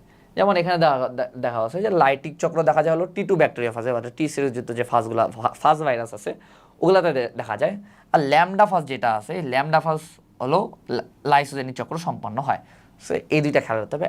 আর লাইটিক চক্র লাইসোজেনিক চক্র হলো বর্ণনা রয়েছে কীভাবে কী হয়। যারা মেডিকেল অ্যাসপিরেন্ট আছো এগুলো রিডিংও দেওয়া দরকার নেই, এখান থেকে আসলে এমসিকিউ আসার মধ্যে কোনো ইনফো নাই। অ্যান্ড তোমাকেও যদি আমি বসাই দিই যে ভাই তুই হলো একটা এমসিকিউ বানা, তুমি বানাতে পারবে না। সো তোমরা যদি চাও রিডিং দিতে পারো, বাট এই চক্রগুলোর বর্ণনা তোমার লাগবে না। দেখো আমি এখান থেকে কিছু দাগাইনি। লাইসোজেনিক চক্র যেটা আছে, লাইসোজেনিক চক্রর বর্ণনার মধ্যে 2-3টা ইম্পর্টেন্ট ইনফো আছে, অ্যান্ড যেগুলো আসার মতন অ্যান্ড ইম্পর্টেন্ট। যেমন দেখো যে লাইসোজেনিক চক্রতে হয় কি, ব্যাকটেরিয়ার ডিএনএ ভাইরাসের ডিএনএর সাথে সংযুক্ত হয়। এটাকে একটা নাম দেওয়া আছে, এটাকে বলা হলো প্রোফাস। আর লাইসোজেনিক ভাইরাস যেগুলোর মধ্যে লাইসোজেনিক চক্র সম্পন্ন হয়, লাইসোজেনিক ভাইরাস শুধুমাত্র ব্যাকটেরিওফাজেই সীমাবদ্ধ থাকে না, এগুলো হলো প্রাণী দেহ আক্রমণ করে। এরকম একটা উদাহরণ কি, এরকম একটা উদাহরণ হলো হার্পিস সিমপ্লেক্স। আচ্ছা, এরপর হলো লাইটিক চক্র লাইসোজেনিক চক্রের মধ্যে পার্থক্য। ভিতরে আমি কিছু পড়াইনি, ভিতরে কিছু পড়তেও হবে না, তোমরা চাইলে পড়তে পারো, বাট পার্থক্যের ছকটা ইম্পর্টেন্ট, এটা আমরা পড়ে ফেলবো। আর একটা ইম্পর্টেন্ট জিনিস বলি যে লাইসোজেনিক চক্রে ভাইরাসে ব্যাকটেরিয়ার কী ব্যবহৃত হয়, তোমাকে প্রশ্ন করতে হবে যে লাইসোজেনিক চক্রে ব্যাকটেরিয়ার কী ব্যবহৃত হয়, ব্যাকটেরিয়ার দেহে কোন অঙ্গাণু ব্যবহৃত হয়। একটা জিনিস খেয়াল রাখো, ব্যাকটেরিয়ার দেহে কিন্তু কোনো অঙ্গাণু থাকে না, মানে মাইটোকন্ড্রিয়া বলো বা প্লাস্টিক বলো এসব থাকে না, জাস্ট একটা জিনিস যে থাকে সেটা হলো রাইবোজোম। তাহলে অ্যান্সার কি, অ্যান্সার হলো রাইবোজোম। এটা আসলে তুমি যদি ফার্স্ট চ্যাপ্টারটা ভালো করে পড়ে আসো এমনি অ্যান্সার করতে পারো, বাট আমি এমসিকিউটা পাইছিলাম পরীক্ষায় একবার। এবার হলো ভাইরাসের অর্থনৈতিক গুরুত্ব, ভাইরাসের অপকারিতা উপকারিতা এইসব দেওয়া আছে। এখন আমি একটা জিনিস বলি, ভাইরাসের অনেকগুলো রোগ দেওয়া আছে, মানে কোন ভাইরাস দিয়ে কোন রোগ হয়, ইভেন ব্যাকটেরিয়ার ক্ষেত্রে কোন ব্যাকটেরিয়া দিয়ে কী রোগ হয়, প্রাণী দেহে উদ্ভিদ দেহে আবার মানুষে। এর মধ্যে আমি নিজে বিশ্বাস করো আমি কোনোদিন উদ্ভিদ ভাইরাসও মুখস্থ করিনি, উদ্ভিদ ভাইরাস দিয়ে কী কী রোগ হয় না, মানে ছকেরগুলো মুখস্থ করছি, বাট এমনি প্যারার মধ্যে যেগুলো আছে। আর প্রাণীর মানে ধরো যে গরু ছাগলের কি হচ্ছে, মানে গরুর যক্ষা কী দেওয়া হয়, মাইক্রোটিউবারকুলোসিস বোভিসিস দেওয়া হয়, এসব আসলে তোমাকে পড়তে হবে না। তোমাকে পড়তে হবে শুধুমাত্র যেই মানুষের আছে, মানুষের কী কী হয় ওগুলো খেয়াল রাখতে হবে। অন্য যেগুলো আছে উদ্ভিদের রোগ সৃষ্টিতে অথবা পোষা প্রাণীতে রোগ সৃষ্টিতে এগুলো আসলে লাগে না, চাইলে পড়তে আরও রেটিং দিতে পারো, বাট এখান থেকে পরীক্ষায় কোনো দিন প্রশ্ন আসেনি, আর আশা করা যায় আসবেও না, চাইলে পড়তে পারো। এবার ভাইরাস ঘটিত কতগুলো ভাইরাস ঘটিত রোগ আছে এগুলার বর্ণনা দেওয়া আছে। এখন তোমরা যদি তোমাদের প্রিয় বড় ভাইদের কাছে যাও, এরা দেখবা যে বহুত কিছু দেখাইছে, কিন্তু আমি দেখবা জাস্ট কয়েকটা লাইন দেখাইছি। যেমন ধরো যে ইবোলা ভাইরাস, জিকা ভাইরাস আর নিপা ভাইরাস, এগুলা যেগুলো বর্ণনা দেওয়া আছে কিন্তু জাস্ট কয়েকটা লাইন দেখাইছি। যদি পরীক্ষায় প্রশ্ন আসে, ইভেন কোচিংও যদি পরীক্ষা দাও, দেখবা যে এগুলোর বাইরে থেকে কোনোদিন প্রশ্ন হয়নি, হবেও না। এক হলো ইবোলা ভাইরাসে আসছে। ইবোলা ভাইরাসের ক্ষেত্রে মেলা সাল দেওয়া আছে, মেলা সংখ্যা দেওয়া আছে। আমরা কি কি পড়বো, এক হলো কি যে আফ্রিকা কঙ্গোর ইবোলা নদীর তীরে প্রথম এক কৃষক মারা যায়, আর উক্ত রোগী মারা গেছিল চোখ কান নাক ও গলায় রক্তক্ষরণ হয়ে। সো এই দুইটা লাইন খেয়াল রাখতে হবে। আর কি খেয়াল রাখতে হবে যে হু হলো যে বিশ্ব স্বাস্থ্য সংস্থা বা হু বা ওয়ার্ল্ড হেলথ অর্গানাইজেশন, এটার ব্যবস্থাপনায় সম্পূর্ণরূপে ব্যর্থ হয়েছিল। সো এই দুইটা লাইনে খেয়াল রাখা ইম্পর্টেন্ট, আর বাকি যা যা আছে এইসব আসলে পড়তে হবে না। তারপর হলো জিকা ভাইরাস। জিকা ভাইরাসের ক্ষেত্রে কী কী খেয়াল রাখবো, জিকা ভাইরাস হলো একটা ফ্ল্যাভি ভাইরাস, এটা খেয়াল রাখতে হবে। আর হলো এটা কি যে উগান্ডা জিকা ফরেস্টে বসবাসকারী রেসাস বানরের দেহে হলো তোমার এই ভাইরাস প্রথম ধরা পড়ে। আর জিকার অর্থ কি, ওভারগ্রোন, যে উগান্ডার ভাষায় জিকার অর্থ কি, ওভারগ্রোন। আর সব থেকে ইম্পর্টেন্ট দুইটা এমসিকিউ, এক হলো কোন রোগের মাধ্যমে, কোন মশকির মাধ্যমে হলো জিকা ভাইরাস সংক্রমিত, মশা না মশকি, স্ত্রী মশাকে বলা হলো মশকি, ওই স্ত্রী মশার দ্বারাই হলো তোমার জিকা বলো বা ডেঙ্গু বলো বা ম্যালেরিয়া বলো সব হলো এই মশকির দ্বারা বাহিত হয়। তো মশকিগুলো কী কী, একটা হলো এডিস অ্যাজিপ্টি আর হলো এডিস অ্যালবোপিক্টাস, অর্থাৎ এডিস মশকির মাধ্যমে এটা হলো মানব দেহে আক্রমণ করে। আর কি খেয়াল রাখতে হবে, এই যে এটা মাইক্রোসেফালি, খুবই খুবই ইম্পর্টেন্ট। তাকে প্রশ্ন করবে কি জানো, যেখানে পরীক্ষা দাও এটা পাবা, সেটা হলো কি যে মাইক্রোসেফালি নামক যে রোগটা হয় এটা কোন ভাইরাসের আক্রমণের কারণে হয়। তোকে মানে সংজ্ঞা বলে না যে যে মাইক্রোসেফালির সংজ্ঞাটা দেখো, যে গর্ভবতী নারীর দেহে জিকা সংক্রমণ হলে নবজাতক শিশু অপেক্ষাকৃত ছোট আর অপরিণত মস্তিষ্ক নিয়ে জন্মায়, এটাকে বলে মাইক্রোসেফালি। সংজ্ঞাটা আসে না, আসে কি জানো, সবসময় আসে যে কোন ভাইরাসের কারণে মাইক্রোসেফালি হয়। তো ভাইরাসটার নাম কি, জিকা ভাইরাস। সো এইটুক পড়ায় ইনাফ। আর বাকি হলো 2016 সালের মার্চ মাসে বাংলাদেশের চট্টগ্রাম জেলায় 67 বছর বয়সী এক মহিলার রক্তে জিকা ভাইরাসের সন্ধান পাওয়া গেছে। এসব আসলে পড়া লাগবে না, আমি যেগুলো দেখাই দিচ্ছি এইটুকু পড়লেই হবে। আর কি পড়তে হবে, আর এইখান থেকে এইটুকুই। তারপর আসতে হলো নিপা ভাইরাস।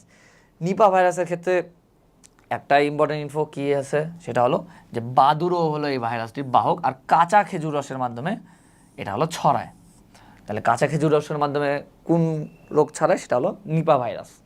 তারপর সার্স আর বার্ড ফ্লুর মধ্যে সার্সের মধ্যে তেমন ইম্পর্টেন্ট ইনফো নাই, এগুলো আমরা আগেই পড়ে আসছি, ফুল ফর্ম আবার কোথায় দেখা দিছিল হ্যান ত্যান। এবার আসলে বার্ড ফ্লু। বার্ড ফ্লুর ক্ষেত্রে বাংলাদেশে কবে হয়েছে, কী হয়েছে, কতগুলো মুরগি মারা গেছে, এইসব খেয়াল রাখতে হবে না। তোমায় জাস্ট খেয়াল রাখতে হবে বার্ড ফ্লু আর সোয়াইন ফ্লু এটা কোন ভাইরাসের কারণে হয়েছে। বার্ড ফ্লু হয়েছিল তোমার অ্যাভিয়ান ইনফ্লুয়েঞ্জা H5N1 দিয়ে, আর এটার ফুল ফর্ম কি, হেমাগ্লুটানিন টাইপ 5 নিরামিনিডেস টাইপ 1। আর যেটা হলো সোয়াইন ফ্লু আছে, সোয়াইন ফ্লু কার দ্বারা হয়, এক হলো আমরা বললাম এখানে H5N1 না, এবার আসলে সামনে একটা সাব টাইপ লাগা দিছে, সাব টাইপ H5N1 ও H1N1, এই দুটার দ্বারা হলো তোমার হয় হলো সোয়াইন ফ্লু, যেটা হলো শুকরকে তো আক্রমণ করে, সাথে মানুষেরও হইতে পারে। আমি এটা একটা জিনিস খেয়াল, তোমার H5N1 খেয়াল থাকবে, H1N1ও খেয়াল থাকবে, এটা ফুল ফর্মও খেয়াল থাকবে, বাট এখানে না প্যাচ খায় যায় যে কোনটা হলো মানুষের হয় আর কোনটা হলো তোমার পাখির আক্রান্তের জন্য দায়ী। সো খেয়াল রাখবা, মানুষ হলো একাই 100, এই জন্য এই যে H1N1 এটা হলো এদের দুইটার মাঝেও এক আছে। সো এই দুইটাও হলো তোমার, এইটা হলো তোমার মানুষের দেহে রোগ সৃষ্টি করতে পারে।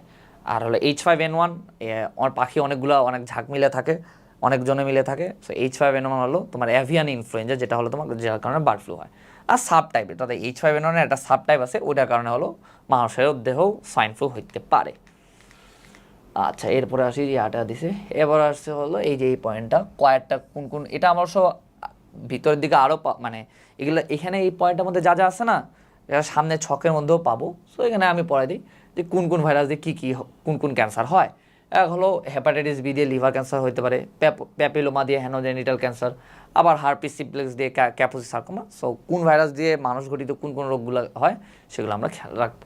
তারপর আসলে চিকুনগুনিয়া। চিকুনগুনিয়ার ক্ষেত্রেও বাংলাদেশে কবে ধরা পড়ছে, কোথায় কোথায় পাওয়া যায়, এইসব খেয়াল রাখতে হবে না, জাস্ট এটা খেয়াল রাখতে হবে যে এডিস মশকে, এডিস অ্যাজিপ্টি আর এডিস অ্যালবোপিক্টাস, এই দুইটা মশকের মাধ্যমে চিকুনগুনিয়া ছড়ায়। তারপর আছে কোভিড-19। কোভিড-19 বহুত পুরানো জিনিস, এখন তোমাকে যদি বই পড়ে কোভিড-19-এর লক্ষণ, কোভিড-19-এর প্রতিকার, তারপর প্রতিষেধক এসব পড়া লাগে, তাহলে এটা খুবই লজ্জাজনক বিষয়, মানে মানে আসলেই লজ্জাজনক। কারণ মেইন যেগুলা লক্ষণ আছে বা প্রতিকার আছে, লক্ষণ প্রতিকার থেকে কোনো প্রশ্ন হয়নি মেডিকেল ভর্তি পরীক্ষায়, বাট তাও যদি বই পড়ে তোমাকে কোভিড-19-এর লক্ষণ প্রতিকার প্রতিরোধে পড়া লাগে, তাহলে এটা খুবই লজ্জাজনক। সো আমি কোভিড-19-এর দেখো কিছু দাগাইনি, বাট ভিতরে যেগুলো ইনফো ছিল না, এর আগে যেটা পড়লাম ওখানে কিন্তু দাগাইছিলাম। সো এইখান থেকে নিজে দায়িত্ব একবার যদি ইচ্ছা হয় পড়বা, বাট এখান থেকে আসলে এমসি করার সম্ভাবনা কম। বাট সব এখানের মধ্যে ইম্পর্টেন্ট কি, যে কোভিড-19 পরীক্ষা, যে RT-PCR, RT-PCR পরীক্ষার মাধ্যমে কোভিড-19 শনাক্ত করা হয়। যদি RT-PCR পরীক্ষায় যদি পজিটিভ হয়, তার মানে অবশ্যই রোগী করোনায় আক্রান্ত। RT-PCR এর হলো ফুল ফর্ম খেয়াল রাখতে হবে, যে reverse transcription polymerase chain reaction. আর হলো এর আগে আমি যেটা বলছিলাম যে জিকেতে আসার মতন MCQ বায়োলজির জন্য না, সেটা হলো কোভিড-19-এর কবে হলো তোমার বৈশ্বিক মহামারী বা প্যান্ডেমিক হিসেবে এটা ঘোষণা করে। এক হলো 11 মার্চ 2020 সালে, 11 মার্চ 2020 তারিখে। আর কি খেয়াল রাখতে হবে, যে 19 ডিসেম্বর 2019 সালে এই হলো তোমার, এটা হলো প্রথম চীনের উহান শহরে শনাক্ত করা হয়। সো এইটাই হলো ইম্পর্টেন্ট। তারপর হলো human herpes virus. Human herpes virus দ্বারা কোন রোগ হয় এটা খেয়াল রাখতে হবে, এটা রাডিনো গণের ভাইরাস, এটা খেয়াল রাখতে হবে না কোন গণের, এটা এসব খেয়াল রাখার দরকার নেই। আর এটা যে DNA ভাইরাস, এটা আমরা আগেই পড়ে আসছি ওই যে উদাহরণগুলোর মধ্যে। আর কী খেয়াল রাখতে হবে, হিউম্যান হারপিস ভাইরাসে ক্যাপোসি সার্কোমা হয়, আর এটা কি, যে HIV সম্পর্কিত রোগীদের ত্বক ক্যান্সার। ওকে, এইটুকুই বলা। তারপর হলো আসতে হলো ভাইরাসের উপকারিতা। ভাইরাসের উপকারিতা আমাদের সবগুলো পড়তে হবে, এটা ইম্পর্টেন্ট। কী কী হয়, ব্রোকেন টিউলিপ বলো, বা কীটপতঙ্গ নাশক হিসাবে কী ব্যবহার করা হয়, অথবা খরগোশ নিধনে কী কোনটা ব্যবহার করা হয়। সো এইসব ক্ষেত্রে যতগুলো উপকারিতা আছে সবগুলো পড়বো, বাট সব থেকে ইম্পর্টেন্ট উপকারিতা কোনটি না জানো, যেটা হলো মানুষের রিলেটেড, এই তিনটা। এক হলো বসন্ত, পোলিও, প্লেগ এবং জলাতঙ্ক রোগের প্রতিষেধক টিকা, আবার জন্ডিস রোগেরও টিকা এটার দ্বারা তৈরি করা হয়েছে। আবার কলেরা, টাইফয়েড, আমাশয় ইত্যাদি রোগেরও ঔষধ তৈরিতে এটা হলো ব্যবহৃত হয়েছে হলো ভাইরাস। এখন এটা আমি মনে রাখার টেকনিক বলি, এই দেখো যেগুলারই টিকা বলছে না, যে কোন কোন প্রতিষেধক টিকা তৈরি করেছে কোন কোন রোগের, দেখো প্রতিটাই হলো তোমার ভাইরাস গঠিত। বসন্ত, পোলিও, প্লেগ এবং জলাতঙ্ক সাথে জন্ডিস, এই পাঁচটাই হলো ভাইরাস গঠিত। তো ভাইরাস গঠিত রোগের হলো তোমার প্রতিষেধক টিকা তৈরি হয়েছে হলো তোমার ভাইরাস থেকেই। আর কলেরা, টাইফয়েড, আমাশয় এই তিনটা হলো ব্যাকটেরিয়া ঘটিত রোগ। আমরা একটু সামনেই পাবো ভাইরাস গঠিত রোগের তালিকা, আবার ব্যাকটেরিয়া গঠিত রোগের তালিকা। ওখানে ওটা খুব ঝাড়ায় মুখস্থ করতে হবে, ঝাড়ায় মুখস্থ করলে তুমি একবার দেখলে মনে পড়ে যাবে আচ্ছা এটা ভাইরাস গঠিত, এটা ব্যাকটেরিয়া ঘটিত। আর ব্যাকটেরিয়া ঘটিত যে রোগগুলো আছে, এই ব্যাকটেরিয়া ঘটিত রোগগুলো ঔষধ তৈরিতে হলো তোমার ব্যাকটেরিওফাজ ভাইরাস ব্যবহার করা হয়। সব প্রতিষেধক তৈরি কোন কিসের প্রতিষেধক তৈরি করা হয় ভাইরাসের সাহায্যে, এক হলো ভাইরাস ঘটিত রোগগুলোর, আর কিসের হলো তোমার ঔষধ তৈরি করা হয় সেটা হলো ব্যাকটেরিয়া ঘটিত রোগগুলো। আচ্ছা, আর বাকি যা যা আছে সবগুলো আমরা খুব ভালোভাবে মুক্ত করে ফেলবো।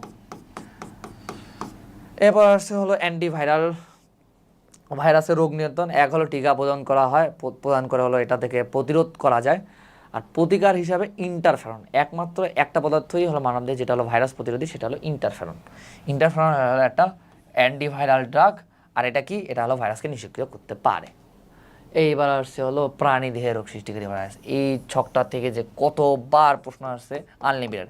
এক হলো নিচের কোনটি ডিএনএ ভাইরাস, নিচের কোনটি আরএনএ ভাইরাস, এখান থেকে অনেকবার প্রশ্ন আসছে। আর একটা হলো নিচের কোনটি ভাইরাস গঠিত রোগ নয়, বা নিচের কোনটি ব্যাকটেরিয়া গঠিত রোগ, মানে কোনটা কোন গঠিত রোগ, এখান থেকে যে কত আনলিমিটেড মানে অগণিতবার প্রশ্ন আসছে। সো এই ছকটা মধ্যে আমরা কী কী খেয়াল রাখবো, এক হলো ভাইরাসের নাম খেয়াল রাখবো, আর হলো সৃষ্ট রোগের নাম। ওকে, কোন ভাইরাস দিয়ে কোন রোগ হয় এটাও যেমন ইম্পর্টেন্ট, সাথে কোনগুলো ভাইরাস গঠিত রোগ ঝাড়া মুখস্থ, যে আচ্ছা এগুলো ভাইরাস গঠিত। এখানে তো আমরা খুব ভালোভাবে মুখস্থ করবো। আর উদ্ভিদ দেহে রোগ সৃষ্টিকারী ভাইরাস যেগুলো আছে, এগুলো উদ্ভিদ দেহে রোগ সৃষ্টিকারী ভাইরাস থেকে প্রশ্ন আসে না বললেই চলে, মানে আসে না। কারণ এটা জিনিস একটা মানে সাইকোলজি চিন্তা করো। ধরো আমি তোমাকে তোমার উদাহরণ দিয়ে বোঝাচ্ছি। ধরো আমি তোমাকে ক্লাস 10-এ ইন্টার ফার্স্ট, তুমি তো এখন ধরো যে মেডিকেল অ্যাসপিরেন্ট, তোমাকে আমি বললাম যে এই মেডিকেল ফার্স্ট ইন্টার ফার্স্ট ইয়ারের একটা স্টুডেন্টের জন্য তোমাকে কোশ্চেন বানাইতে হবে, 5টা কোশ্চেন বানাবো এই অধ্যায় থেকে। এখন তুমি হঠাৎ করে বইয়ের পাতা উল্লে এই পাতায় আসলাম, আসে দেখলাম প্রাণী দেহ রোগ সৃষ্টিকারী ভাইরাস, এখানে সুন্দরগুলো আছে, আবার এখানে উদ্ভিদ দেহ রোগ সৃষ্টিকারী ভাইরাস, এই ছকটা আছে। তুমি বলো তো তুমি কোনটা থেকে কোশ্চেন করতে, তুমি অবশ্যই ইম্পর্টেন্স দেখতে যে না কোনটা বেশি ইম্পর্টেন্ট, তাহলে প্রাণী দেহ রোগ সৃষ্টিকারী ভাইরাস থেকেই তুমি কোশ্চেন করতে। উদ্ভিদ দেহে রোগ সৃষ্টিকারী ভাইরাসগুলো তুমি ওখান থেকে তুমি কোশ্চেন করতে না। সো আমরা এই ছকটা খুবই ভালোভাবে মুখস্থ করবো, বুঝছো? এরপরে আসি ভাইরাসজনিত রোগ। ভাইরাসজনিত রোগের মধ্যে দুইটা ভাইরাসজনিত প্রাণী রোগের হলো বিস্তারিত দেওয়া আছে। একটা হলো হেপাটাইটিস বি, আর একটা হলো ডেঙ্গু। এখানের মধ্যে অনেকগুলা মানে এক্সট্রা অনেক কিছু আছে, যেমন অনেকগুলা লক্ষণ দেওয়া আছে, মানে বহুত হাবিজাবি জিনিস আছে, যেগুলো আমি দেখাই দিছি। এগুলা পড়াই মোর দেন এনাফ, চাইলে একবার রিডিং দিতে পারো, ঠিক আছে? তো হেপাটাইটিস মানে আসলে জন্ডিস। আসলে আমরা এখানে জন্ডিস বলে না, বাট আমরা সাধারণত জন্ডিস যেটা বলি না, ওটাকে বইয়ের ভাষায় বলে হেপাটাইটিস। তো অধিকাংশ হেপাটাইটিস রোগের কারণ হলো হেপাটাইটিস বি ভাইরাস। আর যেটা হলো হেপাটাইটিস সি বা HCV আছে, এটা হলো তোমার, এটাকে অপর নাম হলো তুষের আগুন বা নীরব ঘাতক। তুষের আগুন মানে কি জানো? তুষের আগুন না মানে আস্তে আস্তে তুষে, যদি তুমি অনেকগুলো তুষে একসাথে করে ওখানে আগুন দাও, ওটা আস্তে আস্তে জ্বলতে থাকবে, তুমি বুঝতে পারবে না যেটা জ্বলতেছে, বাট হঠাৎ করে দেখবে যে সব পুড়ে যাবে। সো এই HCV যেটা আছে, এটা হলো তুষের আগুন বা নীরব ঘাতক। কেন? কারণ এটা যখন মানুষের হয় না, এটা তখন বোঝা যায় না, একদম লাস্ট স্টেজে যখন আর বাঁচার সম্ভাবনাই থাকে না, তখন এটা লক্ষণ প্রকাশ করে। সো এই কারণে এটাকে বলা হয় নীরব ঘাতক। আরও এটার কয়েকটা ভাগ আছে, হলো HDV, আবার HEV, এগুলো হলো এ ভাগ। আর এখানে কি খেয়াল রাখতে হবে, সংক্রমিত কিভাবে হয়, খুবই ইম্পর্টেন্ট, যে বুকের দুধ পানের মাধ্যমে, আবার ইনজেকশনের সিরিঞ্জের মাধ্যমে, আবার কিসের মাধ্যমে হতে পারে, আবার হতে পারে হলো তোমার কি অনিরাপদ যৌন মিলনের মাধ্যমে। সো কিসের মাধ্যমে তোমার হেপাটাইটিস বি ভাইরাস সংক্রমিত হয়, এই সংক্রমণের হলো মাধ্যমগুলো আমরা খেয়াল রাখবো। এবার সেই ছকটা ভেরি ইম্পর্ট্যান্ট। এই ছকটা ইম্পর্ট্যান্ট, ঠিক আছে, বাট এখান থেকে না খুব কম জিনিসই পড়তে হবে, মানে স্পেসিফিক্যালি কয়েকটা জিনিস পড়তে হবে।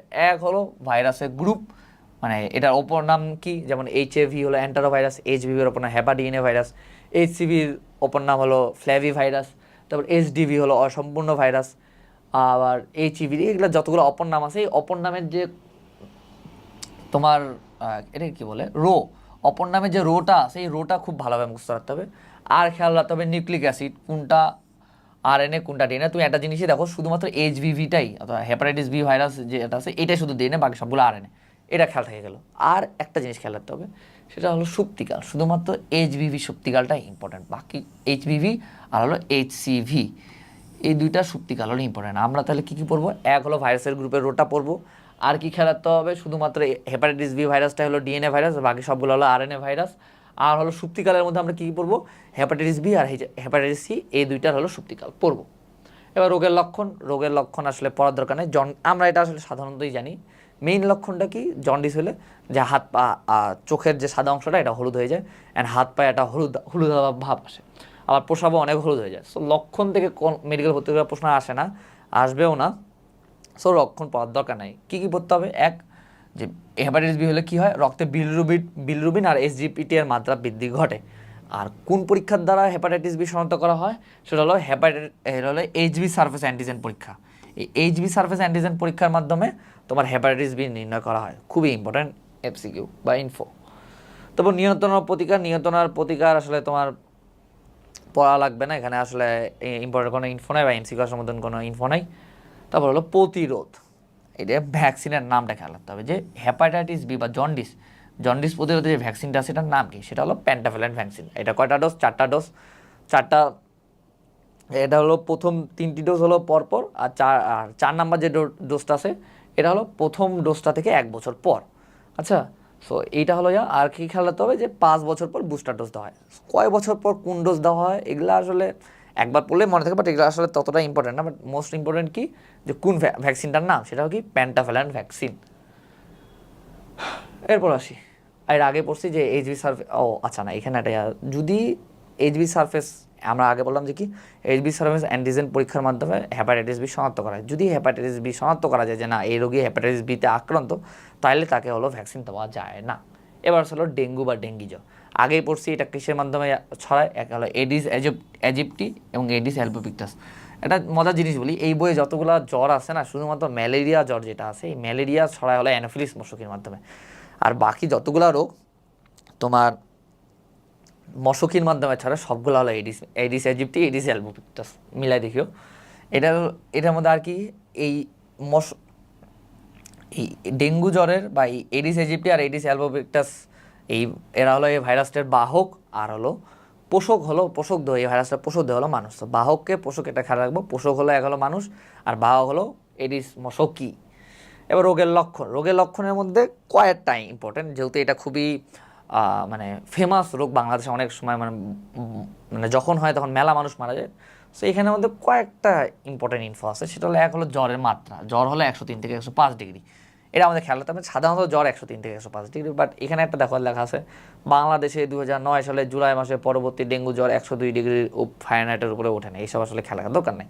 সো জ্বরের মাত্রাটা কত? 103 থেকে 105 ডিগ্রি ফারেনহাইট। আর কি খেয়াল রাখতে হবে?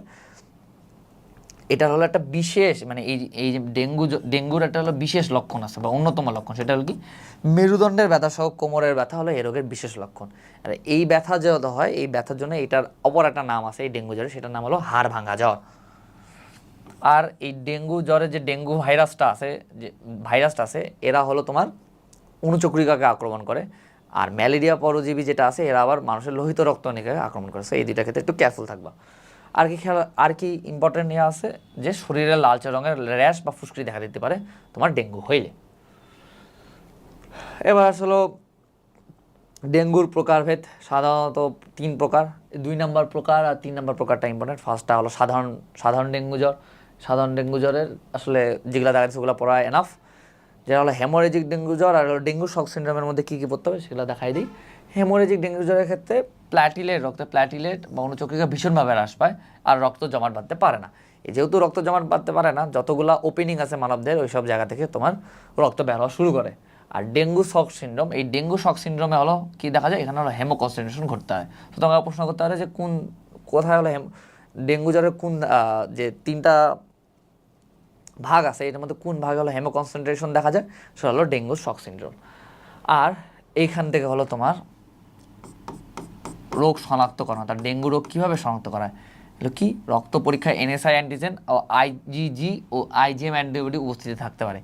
এই দুইটা এর মাধ্যমে তোমার ডেঙ্গু শনাক্ত করা হয়। আর প্লেটলেটের মাত্রা হলো তোমার 1.5 লক্ষের নিচে নামে যায়। যেখানে আছে রক্ত অনুচক্রিকা প্লেটলেটের সংখ্যা 1.5 লক্ষের নিচে নামে যায়। কেন বলো তো? কারণ আগে বললাম কি যে ডেঙ্গু হলো তোমার কি, ডেঙ্গু ভাইরাস যেটা আছে এটা কি করে, এটা হলো মানুষের অনুচক্রিকা বা প্লেটলেটকে আক্রমণ করে, যার কারণে সংখ্যা হলো কমে যায়। এরপর আসলে প্রতিকার চিকিৎসা থেকে প্রশ্ন আসে না, বাট ইম্পর্টেন্ট ইনফো কয়েকটা পড়া লাগে। সেটা হলো এক, দেখো এই যে দেওয়া আছে যে অ্যাসপিরিন জাতীয় ঔষধ যেটা আছে এটা ডেঙ্গু জ্বরে আক্রান্ত রোগীকে দেওয়া যাবে না, দিলে মারাত্মক পরিণতি দিতে হবে। তাহলে ব্যথা বা জ্বরের জন্য কি দিতে হবে? এটা দিতে হবে প্যারাসিটামল জাতীয় ঔষধ। ওকে, এ বাদে আর তেমন কিছু পড়ার নাই। এরপরে আসি, এবার আসলে পেপে, রিং স্পট ভাইরাস বা মোজাইক রোগ। তোমাকে জাস্ট এখান থেকে কী খেয়াল রাখতে হবে জানো, মানে এই উদ্ভিদ ভাইরাসের যেগুলো বর্ণনা দেওয়া আছে এগুলো আসলে এইচএসসির জন্য ইম্পর্টেন্ট ছিল, বাট আমাদের মেডিকেল ভর্তি পরীক্ষায় কখনো উদ্ভিদ ভাইরাস বা উদ্ভিদ বা পোষা প্রাণীর যে ভাইরাস বা ব্যাকটেরিয়া আছে এখান থেকে আসলে প্রশ্ন কোনোদিন হয় নাই, আর আশা করি ফিউচারে হবে না। সো ওগুলো আসলে ইম্পর্টেন্টও না, তো পড়ার দরকার নাই। বাট তাও আমরা কী খেয়াল রাখবো, জাস্ট পেঁপের সবচেয়ে ক্ষতিকর রোগ হলো কি ভাইরাস গঠিত রিং স্পট রোগ, আর এটা কার দ্বারা হয়? ভাইরাসের নাম আমরা খেলাতে হবে পিআরএসবি বা পাপায়া রিং স্পট ভাইরাস, এইটুকুই। আর কিসের মাধ্যমে ছড়ায় এটা খেলাতে হবে যে মেলানোফিড আর হলো পিচাফিড, এই দুইটা হলো জাপ পোকা আর সাদামাছি, এই দুইটার মাধ্যমে হলো তোমার এই পিআরএসবি হলো ছড়ায়। এবারে আর তেমন ইম্পর্টেন্ট এমসিকিউ নাই। আর হলো ক্যান্সার, কোন ভাইরাসের কারণে কোন ক্যান্সার হয় এটা হলো খুবই খুবই খুবই ইম্পর্টেন্ট। সো এই চকটা খুব ভালোভাবে আমরা খেয়াল রাখবো। যেমন লিভার ক্যান্সার, মানে যা যা আছে সব পড়তে হবে, অর্থাৎ এইটা হলো বাদ দেওয়া যাবে না। আর সংখ্যাভিত্তিক তথ্য একটা খেয়াল রাখতে হবে যে 15% ক্যান্সার হয়ে থাকে হলো তোমার ভাইরাসের কারণে, আর বাকি 85% যেটা হয় এটা হলো জেনেটিক মিউটেশনের কারণে। ঠিক আছে, সো এই ভাইরাস আর এই চ্যাপ্টারটাতে একটা সব থেকে কষ্টের ব্যাপার হলো এখানে যতগুলো উদাহরণ আছে, মানে আল্লাহর ওয়াস্তে এতগুলো উদাহরণ মানে মানে অন্য কোনো চ্যাপ্টারে নাই। আর এই সব থেকে অন্যান্য জায়গায় যেমন ধরো যে শৈবাল ছত্রাকে অনেক উদাহরণ আছে, বাট উদাহরণ থেকে প্রশ্ন হয় না শৈবাল ছত্রাকে। শৈবাল ছত্রাকে প্রশ্ন হয় সংজ্ঞা থেকে, ছক থেকে, বৈশিষ্ট্য থেকে। কিন্তু এইখানে না এই চ্যাপ্টার থেকে সবগুলো উদাহরণই ইম্পর্টেন্ট, অ্যান্ড সবগুলো উদাহরণ থেকেই প্রশ্ন আসে। সো আমরা একবার পড়তে কষ্ট হবে, বাট 2-3বার যখন পড়বা না, তুমি তো আর একবার পরে মেডিকেল ভর্তি পরীক্ষা দিতে যাবা না, তুমি তো অনেকবার এর আগে পড়ছো, এই কলেজের পরীক্ষা দিছো, বাসাসারের পরীক্ষা দিছো, এইচএসসি দিছো। এখন আমি একবার পড়াচ্ছি, তুমি অনেকবার পরীক্ষা দিবা বাসায়, দেখবা যে তোমার এমনি এমনি মুখস্থ হয়ে যাবে। সো ভয় পাওয়ার কিছু নাই। এবার আসলে ব্যাকটেরিয়ার ক্ষেত্রেও এখানে মেলাগুলা বিজ্ঞানীর নাম দেওয়া আছে, মেলা সাল দেওয়া আছে, এইসব কিচ্ছু করতে হবে না। 2টা বিজ্ঞানীর নাম আমরা খেয়াল রাখবো। এক হলো অ্যান্টনি ভ্যান লুয়েনহুক। এই অ্যান্টনি ভ্যান লুয়েনহুক হলো ব্যাকটেরিওলজি ও প্রোটোজোলজির জনক বলা হয়। সো ব্যাকটেরিওলজি ও প্রোটোজোলজির জনক হলো অ্যান্টনি ভ্যান লুয়েনহুক। আর এই যে লুইস পাস্তুর আছে, এই লুই পাস্তুরের ক্ষেত্রে কী খেয়াল রাখতে হবে? এক হলো ব্যাকটেরিয়া তত্ত্বকে প্রতিষ্ঠিত করে, আর ব্যাকটেরিয়া তত্ত্বের ইংলিশ নামটা খেয়াল রাখতে হবে, এটা কি? জার্ম থিওরি অফ ডিজিজ প্রতিষ্ঠা করেন। তো তোমাকে প্রশ্ন করতে পারে জার্ম থিওরি অফ ডিজিজ কে প্রতিষ্ঠা করে? সে হলো কে? লুই পাস্তুর। আর এই জন্যই তাকে আধুনিক ব্যাকটেরিওলজির জনক বলা হয়, আধুনিক। সো ব্যাকটেরিওলজির জনক হলো অ্যান্টনি ভ্যান লুয়েনহুক, আর আধুনিক ব্যাকটেরিওলজির জনক হলো লুই পাস্তুর। সো এই দুইটা ক্ষেত্রে আমরা একটু কেয়ারফুল থাকবো। আর বাকি যা যা আছে এখানে আসলে ইম্পর্টেন্ট ইনফো নাই।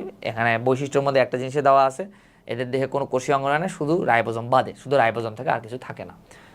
এবার আসছে হলো এটা আসলে সিলেবাসের বাইরে আর কি ব্যাকটেরিয়া নিয়ে লিখছে, বাট তাও যেহেতু বইয়ের মধ্যে আছে না, সাররা তো আর অত ভিতরে পড়ে না যে এটা সিলেবাসের অন্তর্ভুক্ত বা অন্তর্ভুক্ত না, খুব ছোট্ট করে লিখে দেওয়া থাকে। সো আমরা হলো এই যে 2টা প্যারা, এই যে আর্কি ব্যাকটেরিয়ার বৈশিষ্ট্য আর হলো কতগুলো সংজ্ঞা দেওয়া আছে, এই সংজ্ঞাগুলো পড়াই এনাফ। আর ভিতরে উপরে যা যা আছে এইসব আসলে পড়তে হবে না। মানে পুরা ছকটার মধ্যে আমরা জাস্ট বৈশিষ্ট্যগুলো পড়বো, তো পার থেকে যে ছকটা আছে আর্কি ব্যাকটেরিয়ার পার্থক্য, আর হলো এই আর্কি ব্যাকটেরিয়া কী, মেথানোপাইরাস কী করে, কত ডিগ্রি সেলসিয়াস তাপমাত্রায় বাঁচে, আর কিছু সংজ্ঞা কী, হ্যালোফাইলস কী, তারপর থার্মোফাইলস কী, মেথানোজেনেটার্স কী, এইসব সংজ্ঞা পড়লেই হবে। এইটুকু পড়বো আমরা। এবার আসলে ব্যাকটেরিয়ার সাধারণ বৈশিষ্ট্য খুবই খুবই ইম্পর্টেন্ট। আমাদের বেলা মেডিকেল ভর্তি পরীক্ষায় ব্যাকটেরিয়ার সাধারণ বৈশিষ্ট্য থেকে একটা প্রশ্ন আসছিল। সো কোনো বৈশিষ্ট্য আমরা যেমন আগেই বারবার বলি, সেটা হলো বৈশিষ্ট্য সবসময় ইম্পর্টেন্ট। সো এই বৈশিষ্ট্যগুলো আমরা সব খুব ভালোভাবে মুখস্থ করে ফেলবো। ঠিক আছে, এবারে আর তেমন কিছু পড়ার নাই, এখানেও নেই। এবার আসলে হলো ব্যাকটেরিয়ার শ্রেণীবিভাগ। এখন আমি বলি আকার আকৃতিগত ব্যাকটেরিয়া বা ভাইরাসের আকার আকৃতিগত তোমার যে শ্রেণীবিভাগটা আছে এটা একটু ইম্পর্টেন্ট হইলো। এই ব্যাকটেরিয়ার আকার আকৃতি ঘটিত যে শ্রেণীবিভাগ আছে এগুলো আসলে নামের সাথে হলো তোমার মানে বিভাজনের নামের সাথে হলো তোমার ব্যাকটেরিয়া নামের মিল থাকে, ইজিলি মুখস্থ করে, এগুলো আসলে ততটা ইম্পর্টেন্ট না। তো আকৃতিগত শ্রেণীবিভাগের মধ্যে দেখো যে যেমন ধরো যে মাইক্রোকক্কাস বা মনোকক্কাস, নামের মধ্যেই আছে মাইক্রোকক্কাস, সো এটাকে আলাদাভাবে মুখস্থ করতে হবে না। ডিপ্লোকক্কাসের ক্ষেত্রেও সেম, টেট্রাকক্কাসের ক্ষেত্রে দেখো এখানে টেট্রাজেনা আছে, আবার স্ট্রেপ্টোকক্কাসের ক্ষেত্রে ওই সামনে স্ট্রেপ্টোকক্কাস আছে, দেখো স্টেফাইলোকক্কাসের ক্ষেত্রে সামনে স্টেফাইলোকক্কাস আছে, এটা ইজিলি খেয়াল রাখা যায়। ব্যাসিলাসের ক্ষেত্রেও যেগুলো আছে এগুলো আসলে আলাদা, এগুলোর সাথে নামের সাথে হলো তোমার বিভাজনের নামের মিল নাই, অর্থাৎ যেগুলা যেমন মনোব্যাসিলাসের উদাহরণ হলো ব্যাসিলাস অ্যালবাস ইকোলাই, আবার ডিপ্লোব্যাসিলাসের উদাহরণ মর্সাল ল্যাগোনা। বাট এখানে একটা আসার কথা বলি, এখান থেকে আসলে আকৃতিগত শ্রেণীবিভাগ থেকে প্রশ্ন আসার সম্ভাবনা কম, আসে না, বিগত বছরের প্রশ্ন আসে নাই। সো আমরা আকৃতিগত শ্রেণীবিভাগের যতগুলো উদাহরণ আছে সবগুলো পড়ে নিব পূর্ণাঙ্গ প্রস্তুতির জন্য। আচ্ছা, যা যা আছে এখানে, যা যা আছে সবগুলো পড়ে নিব।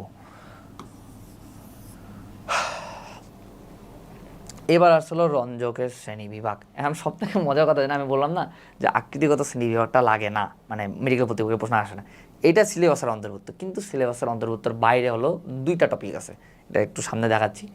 এই দুইটা টপিক হলো সিলেবাসের অন্তর্ভুক্ত নয়, সিলেবাসের বাইরে। এগুলো আসলে আমাদের মানে সিলেবাস অন্তর্ভুক্ত না, তার মানে পড়া তো লাগতো না। কিন্তু সব থেকে কষ্টের বিষয় হলো ওই দুইটা পয়েন্ট থেকে, ওই দুইটা হলো প্যারা থেকে বেশি অনেকগুলো প্রশ্ন আসছে, মানে 3-4-5টার মতো প্রশ্ন আসছে। সো এই রঞ্জকের শ্রেণীবিভাগ আর হলো ফ্লাজেলা ভিত্তিক শ্রেণীবিভাগ, এই দুইটা সিলেবাসের অন্তর্ভুক্ত না, বাট স্যাড পার্ট এখান থেকে প্রশ্ন হয়, সো আমাদের পড়তে হবে। এটা কিন্তু করা যাবে না, আমার কথা বিশেষ না হলে কোশ্চেন ব্যাগ খুলে দেবো, এখান থেকে কিন্তু বেশ কয়েকবার প্রশ্ন আসছে যে রঞ্জকের শ্রেণীবিভাগ থেকে বেশ কয়েকবার প্রশ্ন আসছে। সো গ্রাম পজিটিভ ব্যাকটেরিয়া কি, গ্রাম নেগেটিভ ব্যাকটেরিয়া কি? এক হলো গ্রাম পজিটিভ ব্যাকটেরিয়ার রং ধরে রাখতে পারে, গ্রাম নেগেটিভ ব্যাকটেরিয়ার রং ধরে রাখতে পারে না, এইটুকু খেয়াল রাখলেই হয়। আর হলো এমসিকিউ আসার মতন কী কী খেয়াল রাখতে হবে? খেয়াল রাখতে হবে যে পেনিসিলিন বা পেনিসিলিন জাতীয় অ্যান্টিবায়োটিক, পেনিসিলিন তো একটা অ্যান্টিবায়োটিক, এটা কার উপর কাজ করে? এটা কাজ করে হলো গ্রাম পজিটিভ ব্যাকটেরিয়ার ক্ষেত্রে, পিতে পজিটিভ, পিতে পেনিসিলিন। আর টেট্রাসাইক্লিন আর স্ট্রেপ্টোমাইসিন যে অ্যান্টিবায়োটিক আছে এটা কাজ করে হলো গ্রাম নেগেটিভের ক্ষেত্রে। সো এইটুকু খেয়াল রাখতে হবে। আর হলো এই দুইটা খুবই খুবই ইম্পর্টেন্ট, খুবই গুরুত্বপূর্ণ, যে গ্রাম পজিটিভ ব্যাকটেরিয়া উদাহরণ, গ্রাম নেগেটিভ ব্যাকটেরিয়া উদাহরণ। এখানে আমি যেভাবে মুখস্থ রাখছিলাম একটু মানে বুদ্ধিমানের কাজ হলো কি, আমি করছিলাম কি জানো, গ্রাম পজিটিভ ব্যাকটেরিয়াগুলো খালি খেয়াল রাখছিলাম, আর একটা খুব সহজ টেকনিকে খেয়াল রাখছিলাম। দেখো, আচ্ছা আমরা একবার পড়া দিই। গ্রাম পজিটিভ ব্যাকটেরিয়া উদাহরণ কি? ল্যাকটিক অ্যাসিড, ক্লস্ট্রিডিয়াম, তারপর স্ট্রেপ্টোকক্কাস, স্টেফাইলোকক্কাস, অ্যাক্টিনোব্যাকটেরিয়া, এগুলো সবগুলো হলো গ্রাম পজিটিভ। গ্রাম নেগেটিভে দেখো entero, cyano, shigella, salmonella, rhizobium, vibrio আর ইকোলাই, ভিব্রিও কলার আর ইকোলাই। সো এখানে একটা জিনিস দেখো, যতগুলো গ্রাম পজিটিভ ব্যাকটেরিয়া আছে না সবগুলো নামের মধ্যে ক আছে, মানে ব্যাকটেরিয়ার না, যেমন ধরো যে lactic acid, clostridium, streptococcus, staphylococcus, actino, এই যতগুলো নাম আছে এই সবগুলো নামের মাঝে ক আছে। আমি খেয়াল রাখছিলাম যার নামের মধ্যে ক আছে সে হলো পজিটিভ, ক একদম শুরুর দিকের লেটার, একদম শুরুর দিকের লেটার, সো এ হলো পজিটিভ। সো যার নামে ক আছে সে হলো পজিটিভ। জাস্ট ব্যতিক্রম কি? ব্যতিক্রম হলো দুইটা, এক হলো ভিব্রিও কলেরা আর ইকোলাই, আর একটা আছে যেটা হলো ব্যাসিলাস সাবটিলিস, এটা হলো এই ভিতরে আছে, দেখাই দিই আমি এখানে, এই কোথায় গেল, এই ব্যাসিলাস সাবটিলিস। এই ব্যাসিলাস সাবটিলিস হলো তোমার গ্রাম পজিটিভ ব্যাকটেরিয়া। সো এখানে খেয়াল রাখবা যে সাবটিলিস, এখানে আমি লিখে দিই ব্যাসিলাস সাবটিলিস, এই ব্যাসিলাস সাবটিলিস হলো তোমার গ্রাম পজিটিভ। সো আমি কি বললাম, দেখবা যে যার নামে ক আছে সে হলো পজিটিভ ব্যাকটেরিয়া। ব্যতিক্রম কি? ব্যতিক্রম হলো ভিব্রিও কলেরা আর ইকোলাই, এই দুইটা নামের মধ্যে ক থাকলেও এই দুইটা হলো তোমার গ্রাম পজিটিভ ব্যাকটেরিয়া না। আর একটা ব্যতিক্রম কি? ব্যাসিলাস সাবটিলিস, এ হলো গ্রাম পজিটিভ ব্যাকটেরিয়া। এখন তোমার প্রশ্ন করতে পারে ভাইয়া আর কি গ্রাম পজিটিভ আর কি গ্রাম নেগেটিভ ব্যাকটেরিয়া নাই? আছে, বাট স্যাররা কখনোই, তুমি মেডিকেল ভর্তি করার প্রশ্ন দেখিও, আমাদের বেলার এই প্রশ্ন দেখো, স্যারদের কি জ্ঞানের সীমা অসীম না? বলতে গেলে ওদের তো জ্ঞানের হার অনেক বেশি। সো ওরা চাইলে নিজে নিজে বৈশিষ্ট্য বা নিজে নিজে উদাহরণ বানাতে পারে না? পারে তো, খেয়াল আছে তো, অনেক কিছু জানে ওরা, কিন্তু তা ওরা কোয়েশ্চেন করে না। ওরা বইয়ের মধ্যে যে উদাহরণ আছে ও বইয়ের উদাহরণগুলো বাইরে থেকে কোনো উদাহরণ দেবে না। সো এখান থেকে এভাবে খেয়াল রাখবা, আমি যেভাবে বললাম এভাবে খেয়াল রাখার মধ্যে এনাফ। আর একটা হলো কি, হার্বাল অ্যান্টিবায়োটিক কোনটা? আগাছার কি? পলিগোনাম ল্যাপিডিফোলিয়াম, এটা খেয়াল রাখলেই হবে। এবার আসছে হলো ফ্লাজেলা ভিত্তিক শ্রেণীবিভাগ। ফ্লাজেলা ভিত্তিক শ্রেণীবিভাগটাও সিলেবাসের অন্তর্ভুক্ত নয়, এটা দেখো এখানে পাশে লেখা আছে সিলেবাসের অন্তর্ভুক্ত নয়, কিন্তু এখান থেকেও মেডিকেল ভর্তি এখানে প্রশ্ন আসছে, এটা হলো স্যাডেস্ট পার্ট। সো ফ্লাজেলা ভিত্তিক শ্রেণীবিন্যাসের যতগুলো উদাহরণ আছে সবগুলো উদাহরণ আমরা খুব ভালোভাবে মুখস্থ করে ফেলবো। বাট এই দুইটার মধ্যে বেশি ইম্পর্টেন্ট কোনটা জানো? গ্রাম পজিটিভ কোনটা গ্রাম পজিটিভ ব্যাকটেরিয়া, নিচের কোনটা গ্রাম নেগেটিভ ব্যাকটেরিয়া, এই উদাহরণগুলো খেয়াল রাখবো। আর পারলে আমার টেকনিকে খেয়াল রাখিও যদি ইচ্ছা হয়, আর না হলে নিজের টেকনিকে। তারপর হলো একটা আদর্শ ব্যাকটেরিয়ার গঠন। আদর্শ ব্যাকটেরিয়া গঠনের মধ্যে কোষ প্রাচীর যে প্যারাটা আছে না, খুবই গুরুত্বপূর্ণ। এখানে বাদ দেওয়ার মতন কিছু নাই। সো কোষ প্রাচীরের প্যারাটা সব কিছু আমরা বুঝতে রাখবো। প্রধান উপাদান কি, পেপটিডোগ্লাইকান, সাথে মুরামিক অ্যাসিড, টিকোইক অ্যাসিড থাকে, যা যা আছে আমরা সব পড়বো কোষ প্রাচীরে। ক্যাপসুলের মধ্যে আমাদের কয়েকটা জিনিস খেয়াল রাখতে হবে। এক, ক্যাপসুল কি, কোষ প্রাচীরকে ঘিরে জটিল কার্বোহাইড্রেট যে স্তর থাকে, কিসের স্তর, জটিল কার্বোহাইড্রেটের স্তর, একে বলে ক্যাপসুল। আর ক্যাপসুলের অপর নাম কি, একে স্লাইম স্তরও বলা হয়। আর ক্যাপসুলের কাজ কি, এটা হলো প্রতিকূল অবস্থা থেকে বাঁচায় আনতে হলো ব্যাকটেরিয়াকে সাহায্য করে। এবার আসলে ফ্ল্যাজেলার ক্ষেত্রে ইম্পর্টেন্ট কোনো ইনফো নাই, জাস্ট ফ্ল্যাজেলিন নামক প্রোটিন। পিলির ক্ষেত্রে পিলিন নামক প্রোটিন, তার নামের সাথে প্রোটিনের মিল আছে। ফ্ল্যাজেলিন নামক প্রোটিন দিয়ে ফ্ল্যাজেলা গঠিত, আর পিলিন নামক প্রোটিন দিয়ে পিলি গঠিত। ইম্পর্টেন্ট কি জানো, এই খুবই ইম্পর্টেন্ট ইনফো, এটা হচ্ছে পোষক দেহে। ব্যাকটেরিয়া তো পোষক দেহে সংযুক্ত হবে, তাই না, নাহলে রোগ কেমন করে হবে। পোষক কোষের সংযুক্তির জন্য কাজ করে হলো পিলি, নট ফ্লাজেলা। সো খুবই ইম্পর্টেন্ট যে পোষক কোষের সাথে সংযুক্তিতে কাজ করে কে, পিলি। আচ্ছা, এবার আসলে প্লাজমা মেমব্রেন, এই পয়েন্টটাও খুবই ইম্পর্টেন্ট। বেশ ইম্পর্টেন্ট ইনফো আছে, সেগুলো কী কী দেখো। এক হলো ব্যাকটেরিয়া প্লাজমা মেমব্রেনে কোলেস্টেরল থাকে না। আর ব্যাকটেরিয়া প্লাজমা মেমব্রেন হলো প্রাণীদের মাইটোকন্ড্রিয়ার মতো কাজ করে, কারণ এরা হলো বিভিন্ন ফসফোরাইলাইটিক এনজাইম ধারণ করে। আর এই ফসফোরাইলাইটিক এনজাইম হলো ব্যাকটেরিয়া হলো তোমার বাঁচে থাকতে সাহায্য করে। আর কি দেওয়া আছে যে ব্যাকটেরিয়া প্লাজমা মেমব্রেন যেটা আছে, এক হলো আমি বললাম মাইটোকন্ড্রিয়ার মতন কাজ করে।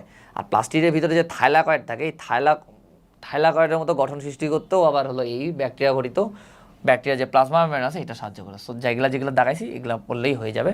আর একটা ইম্পর্টেন্ট ইয়ে যে মানুষের যে প্রাণীর যে হলো তোমার প্লাজমা মেমব্রেন আছে, এদের কোলেস্ট্রল থাকে, কিন্তু ব্যাকটেরিয়ার প্লাজমা মেমব্রেনে কোনো কোলেস্ট্রল থাকে না। এবার আসলে মেসোজোমের ক্ষেত্রে কী খেয়াল রাখতে হবে, মেসোজোম হলো কোষ বিভাজনে সাহায্য করে থাকে, এইটুকু পড়াই এনাফ। তারপর হলো সাইটোপ্লাজম।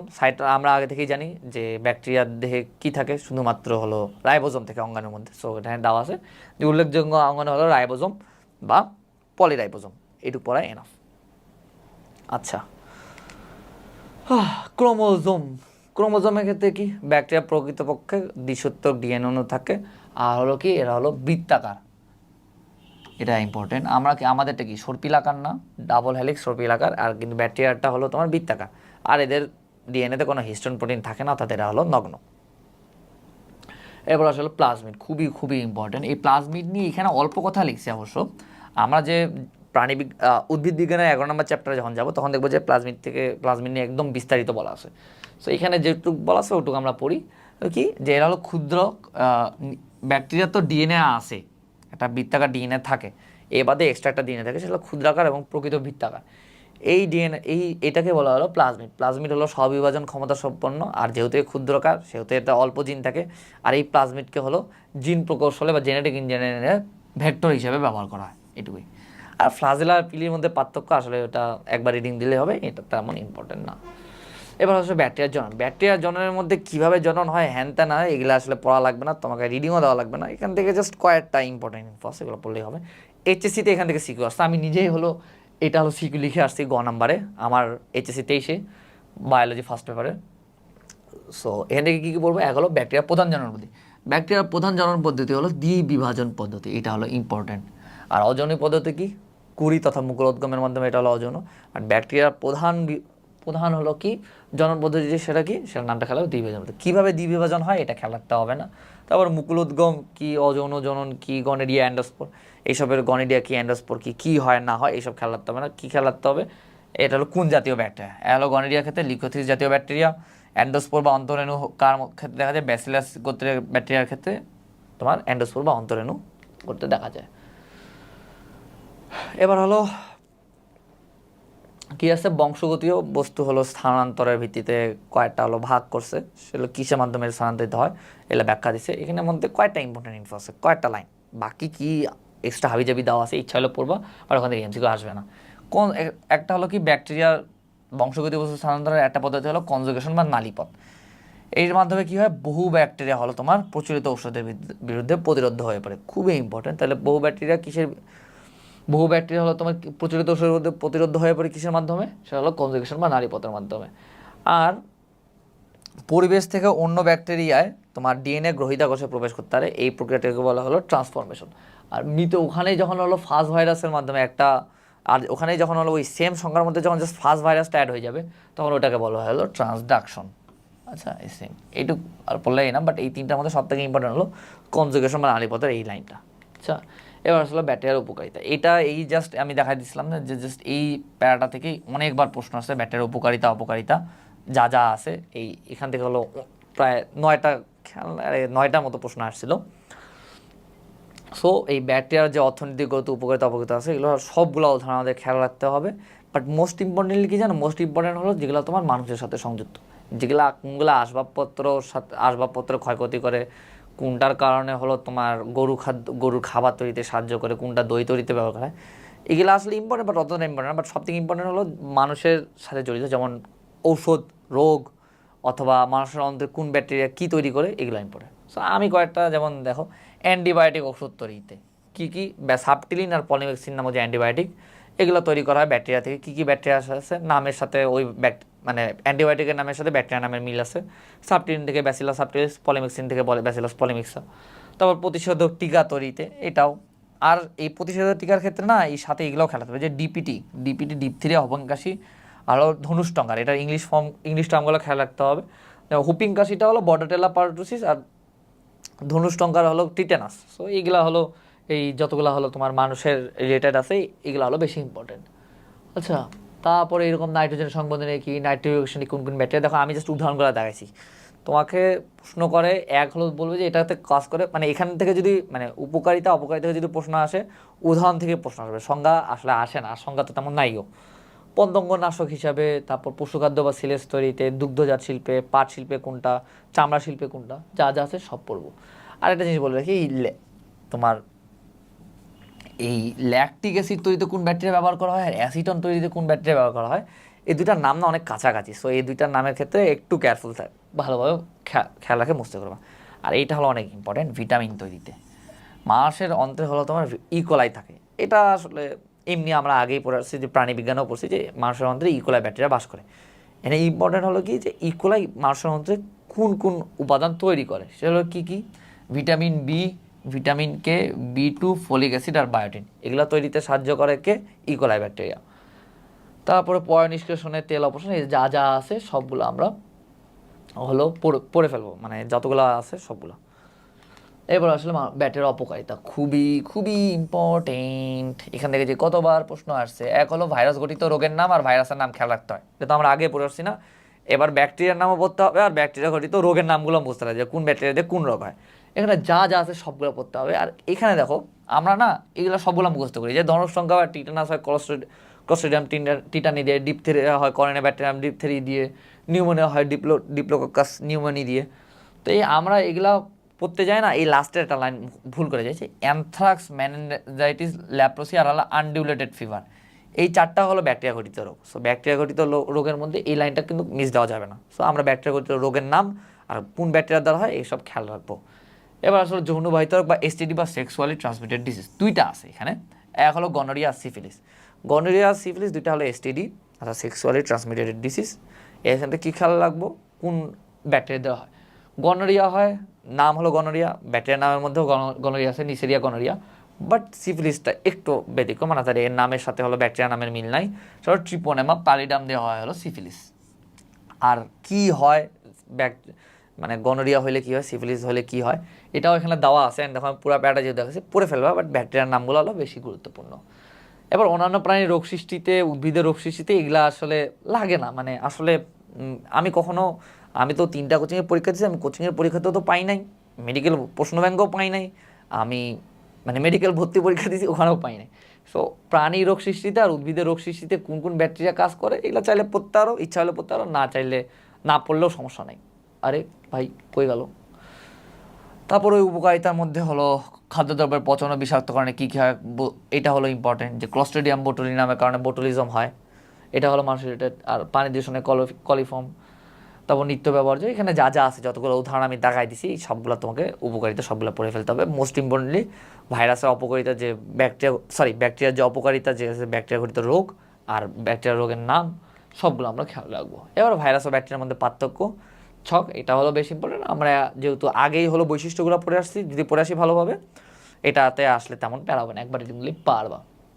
এবার ব্যাকটেরিয়া জনিত উদ্ভিদের রোগের আদেশে উদ্ভিদের রোগের বিস্তারিত, এখান থেকে জাস্ট আমাদের ব্যাকটেরিয়াটার নাম খেয়াল রাখতে হবে যে ধান গাছের ব্লাইট যে রোগ হয়, ধান গাছের ব্লাইট রোগ কোন ব্যাকটেরিয়া দেওয়া হয়, জ্যান্থোনোমাস ওরাইজিডিয়া। এছাড়া তেমন কিছু খেয়াল রাখতে হবেই না, ইচ্ছা হলে পড়তে পারো।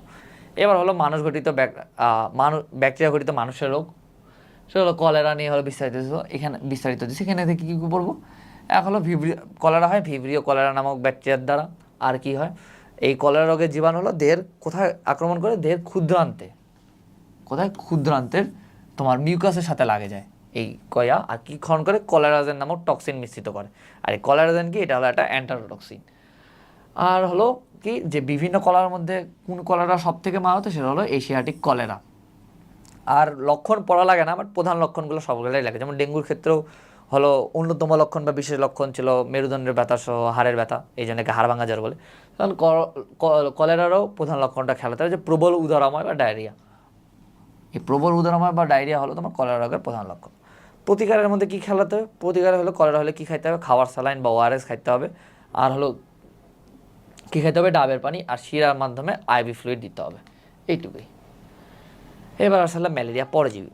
ম্যালেরিয়া পরজীবীর ক্ষেত্রে আমরা যদি দেখি, বিগত 5-6 বছর ধরে ম্যালেরিয়া পরজীবীতে 2বার প্রশ্নে আসছে। অ্যান্ড 2টা প্রশ্নই না 6 বছরে, লাস্ট 6 বছরে ম্যালেরিয়া পরজীবী থেকে প্রশ্ন আসছে 2টা। অ্যান্ড 2টা প্রশ্নই আসছিল এই ম্যালেরিয়া পরজীবীর যেগুলো কোন করে, যে plasmodium vivax, plasmodium falciparum, plasmodium ovale, plasmodium malariae, এগুলো সুপ্ত অবস্থা থেকে, এগুলো সুপ্তাবস্থা। এখানে এই ছকে হলো সুপ্তাবস্থা দেওয়া না, এটা একটু পিছনের দিকে সুপ্তাবস্থা পাবো, যে কোন কোন পরজীবীর সুপ্তাবস্থা কত আক্রমণ হবে, কতদিন সুপ্তাবস্থায় থাকে। এই সুপ্তাবস্থা থেকে 2বার প্রশ্ন আসছে। তো এই ছক মানে ওই যে একটা জিনিস ভাবা যায়, একটা হলো 2 লাইনের মধ্যে দেওয়া আছে। তো ওই ছোট্ট একটা জায়গা থেকেই লাস্ট 6 বছরে 2বার প্রশ্ন আসছে, তো আসছে। এর আগেও মেডিকেল ভর্তি পরীক্ষায় ওখান থেকেই প্রশ্ন আসছিল।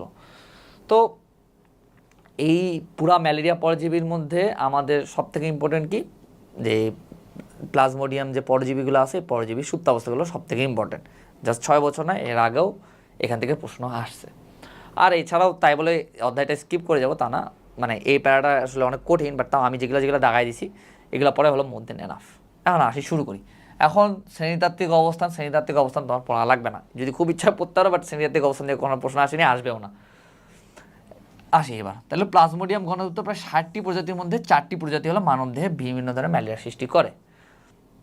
তাহলে কয়টা হলো মানবদেহে সৃষ্টি করে, হলো 4টা। আর এটা হলো ইয়াদ আছে, পরজীবীগুলোর নাম দেওয়া আছে। পরজীবীর নামগুলোর মধ্যে এই যে ছকটা আছে, ছকটা খুবই গুরুত্বপূর্ণ। এই ছকটা হলো খুবই গুরুত্বপূর্ণ। এখানের মধ্যে না দেখো, বিস্তৃতিগুলো সবগুলোই গ্রীষ্মপ্রধান আর হলো নাতিশীতোষ্ণ।